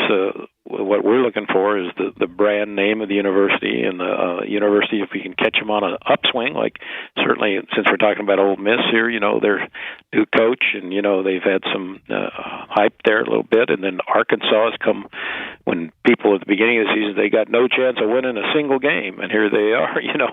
They're looking for 4 or 5 wins in a 10-game schedule. Now Arkansas has not lost a game yet, have they? Or I guess this. They're still playing. They're at Florida on Saturday. Is that right? Oh yeah. Yeah, they're 3-3. They're 3-3. Yeah, they're 500. Yeah, so they're already 3-3, and and that's against pretty stout competition. In the SEC, when you play 10 SEC games, if you can just get to 3 or 4 wins, that's a pretty good situation. Normally, teams, if they win 3 or 4 non-conference games and then win 3 in the conference, they're already in a pretty good shape for a good bowl. So, we're all over the place, to be very frank, but there's some really good opportunities for the AutoZone Liberty Bowl, and we certainly haven't had Tennessee in a long time. Arkansas, I'm looking up on my wall now, a sold-out stadium when Arkansas was last here. Now, we're not going to have a sold-out stadium because, we're going to be following the health guidelines and the protocols and the social distancing and all the safety protocols to make sure that our game is safe for the fans. We'll be doing the checks at the gate, and the University of Memphis has handled it very well. I've been to the last few games, and they've done a terrific job of the social distancing and the access, and with no tailgating and that kind of thing. So it's been a good, safe atmosphere there for the University of Memphis, and we'll be learning a lot from them and the way the stadium is set up there for our game on December 31st. Arkansas has a chance to be 500, really a good chance, and that would be one heck of a story. And it would be great if they came here. It'd be great if Ole Miss came here. So you're going to win either way. I know, and we'll talk about this next week because we've run out of time. But I know you've got the gala is going to be in there. There will still be some of the events that you've had in the past. So this thing is still looking pretty darn good. Good luck with all the players. It's a wonderful thing you're doing Friday and Saturday. You're going to make a whole bunch of good tapes for a bunch of high school prospects. Thank you, Steve. Thank you, guys. That is Steve Earhart, Big Cheese, head honcho of the AutoZone Liberty Bowl. He's brought to you in part by Conway. Conway Services, heating, cooling, plumbing, electric. Today's Veterans Day. They sponsored. I just want to brag because I like John and Jim McMahon, who's over this whole company, ARS. They go the extra mile for the service people. It was military appreciation game on Saturday, and it was the Conway Group that was the main sponsor for that game at the Liberty Bowl when Memphis played USF. So we thank them a bunch and remind you they are doing their $69 checkup for your heating system right now, and it includes a safety check with a carbon monoxide test, all for $69. John's always trying to sweeten the deal and make something happen. He's going to come out. They'll do inside the 16-point energy tune-up. They'll take your filter out and they'll replace it with a new one. Then they go outside and they take all the leaves and dirt and grime out of that outside unit, make sure the fan blades are clean and doing well. Then they'll come back inside and they'll do that carbon monoxide test. That makes you sleep easier at night, knowing there's no leak. You're safe. They do it all for $69. All you got to do is make the call. 384-3511, 384-3511. Conway Services, heating, cooling, plumbing, electric, and the tune-up. Back in a minute with Crunch Time. We'll put a wrap on this Wednesday of Sports Time. Same great shows. We welcome you back to Sports 56 Middays. What's up? It's Sports 56 Happy Hour. A new spot on the FM dial. Check out Sports 56 on our new FM home.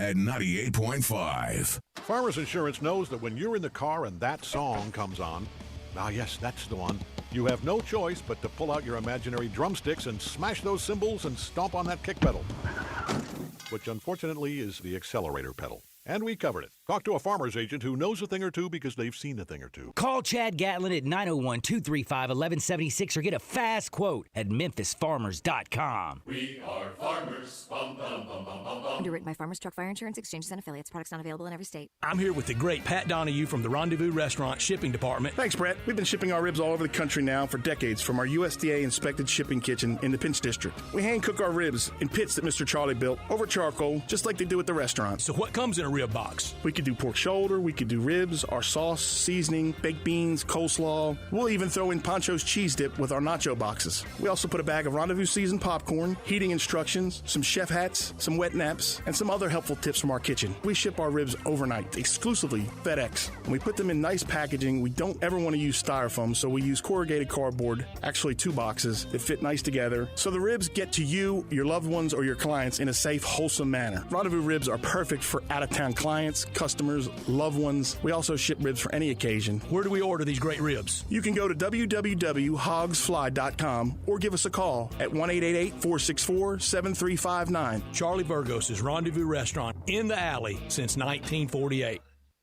Hi, this is Troy Five-Ash, owner of Five-Ash Roof Services. You've heard me talk about how we offer the best products, the best warranties, and the best services for years. Now let's talk about pricing. Pricing should never be the only reason you hire a contractor, but in today's world, pricing is always a consideration. So we suggest you get 2 or 3 estimates for your roof replacement from a reputable, licensed, and insured company, and then give us a call. If we can't beat your best price for a comparable roof system by more than $100, we'll give you $100. It's that simple. We are so sure we can offer you the best price, beating all other qualified companies, we will hand you $100 if we can't, and thank you for the opportunity. So give us a call. What's the worst thing that's going to happen? Make $100? Five-Ash Roof Services, a proud supporter of Tiger Athletics and the official roofer of the Tigers home team. Five-Ash Roof Services, fair, honest, and ethical. 367-0050 or memphisroofer.com. Five-Ash Roofing is what we do. We're here for you. Looking for a great place to deposit your money? Try First Bank. Competitive CD rates, a money market that moves with Wall Street prime and interest-bearing checking account options. Not to mention their friendly bankers who make decisions locally. To find out more, stop by one of First Bank's 3 local branches. 6482 Poplar Avenue, just east of International Paper. 8398 Highway 64 across from Wolf Chase. And 6280 Highway 64 in Oakland. Or visit firstbankonline.com. Member FDIC. Buy your next car or truck at Streamline Auto Smart. Your next smart decision. All credit welcome. Drive off in your new low-mileage pre-owned car or truck. From low-end cars to the most luxurious sports car. Ask about the 48-hour vehicle locator. Let Streamline Auto Smart do the looking for you. Close your deal within 1 hour. No waiting. It's quick and easy at Streamline Auto Smart. Your next smart decision. 2558 Mount Moriah. Call Streamline Auto Smart 901-235-8845. Your next smart decision. Welcome back to Sports Time on Sports 56 with Wallo and Stats. This hour of Sports Time is brought to you by DeSoto Auto Sales. Here once again are Dave Woloshin and Brad Norsworthy.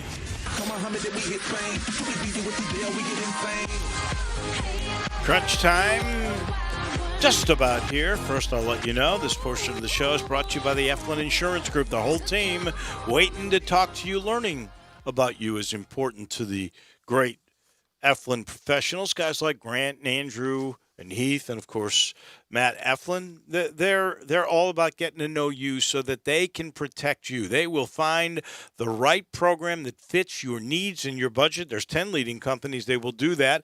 That's right for you, for your home or your auto program, or if you need commercial insurance, they do personal and they do business, and they virtually unlimited access to programs to protect you if you've got a small to mid-sized business. And then there's life insurance, and they've got you covered there with quotes from 15 well-respected companies. You're always going to get the right package of protection for you and your budget. It's amazing what they can do. Give them a try. You'll get a free quote today. That's 901-386-4777. Matt's number again, it's got GUR in it for the Tigers. That's 4777. 901-386-4777 to be protected by the Eflin Insurance Team. Ladies and gentlemen, it is officially crunch time.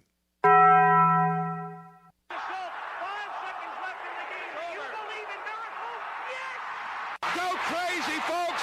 Go crazy! This is for all the biggest crunch time. You are looking live. In your life have you seen anything like that? Goodbye!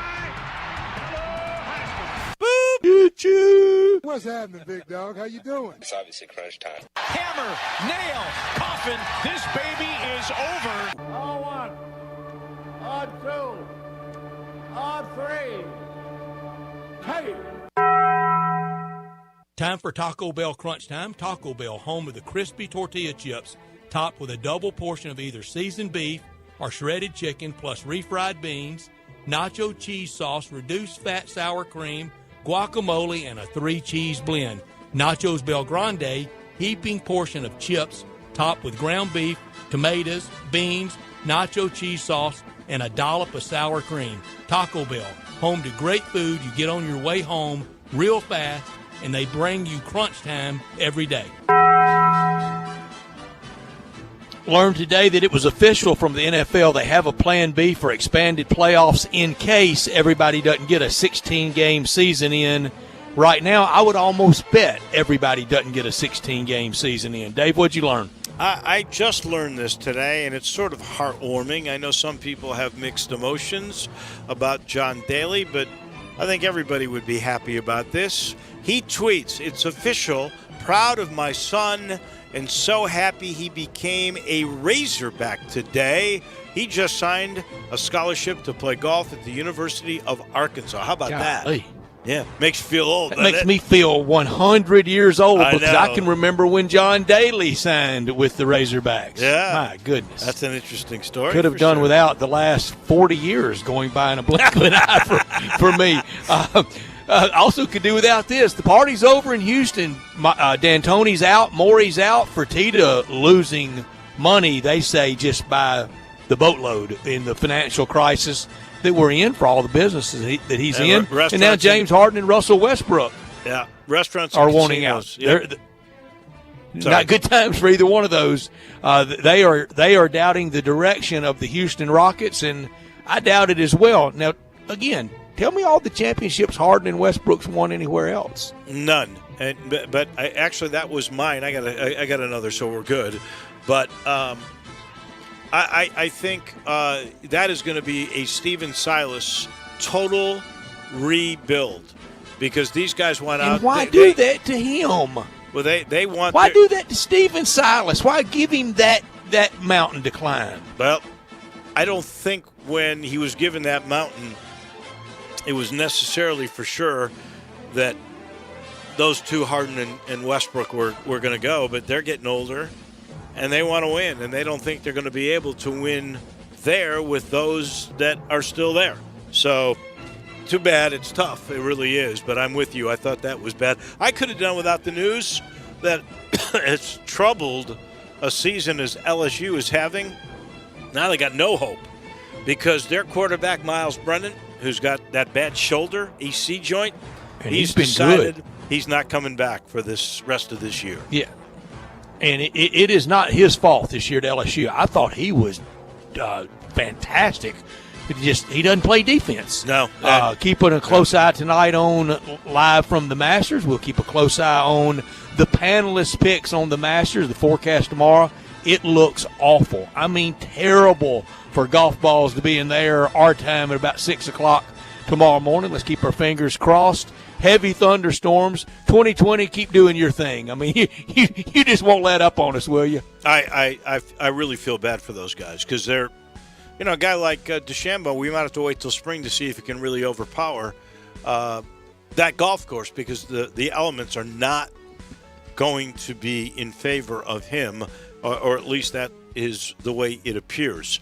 We got to thank TJ Reeves. We got to thank Barrett Jones. John Gowen. Always love chatting with the man from Timber Trust. We did our golf picks. Those are official now. Mike DeCourcy was brilliant today. Steve Earhart, we thank him. Tomorrow, a big show, including Bill Bender, Rex Hoggard from Augusta National on the Masters, Russell Copeland on the NFL, Greg Gaston talking Tiger football, Tim Doolin on baseball. We'll talk to him about Tony La Russa. That'll do it for us. For Stats and Drew, I'm Wallow. Have a good night, everyone. If you need glass replaced, there's only one name you need to know. Ben Swing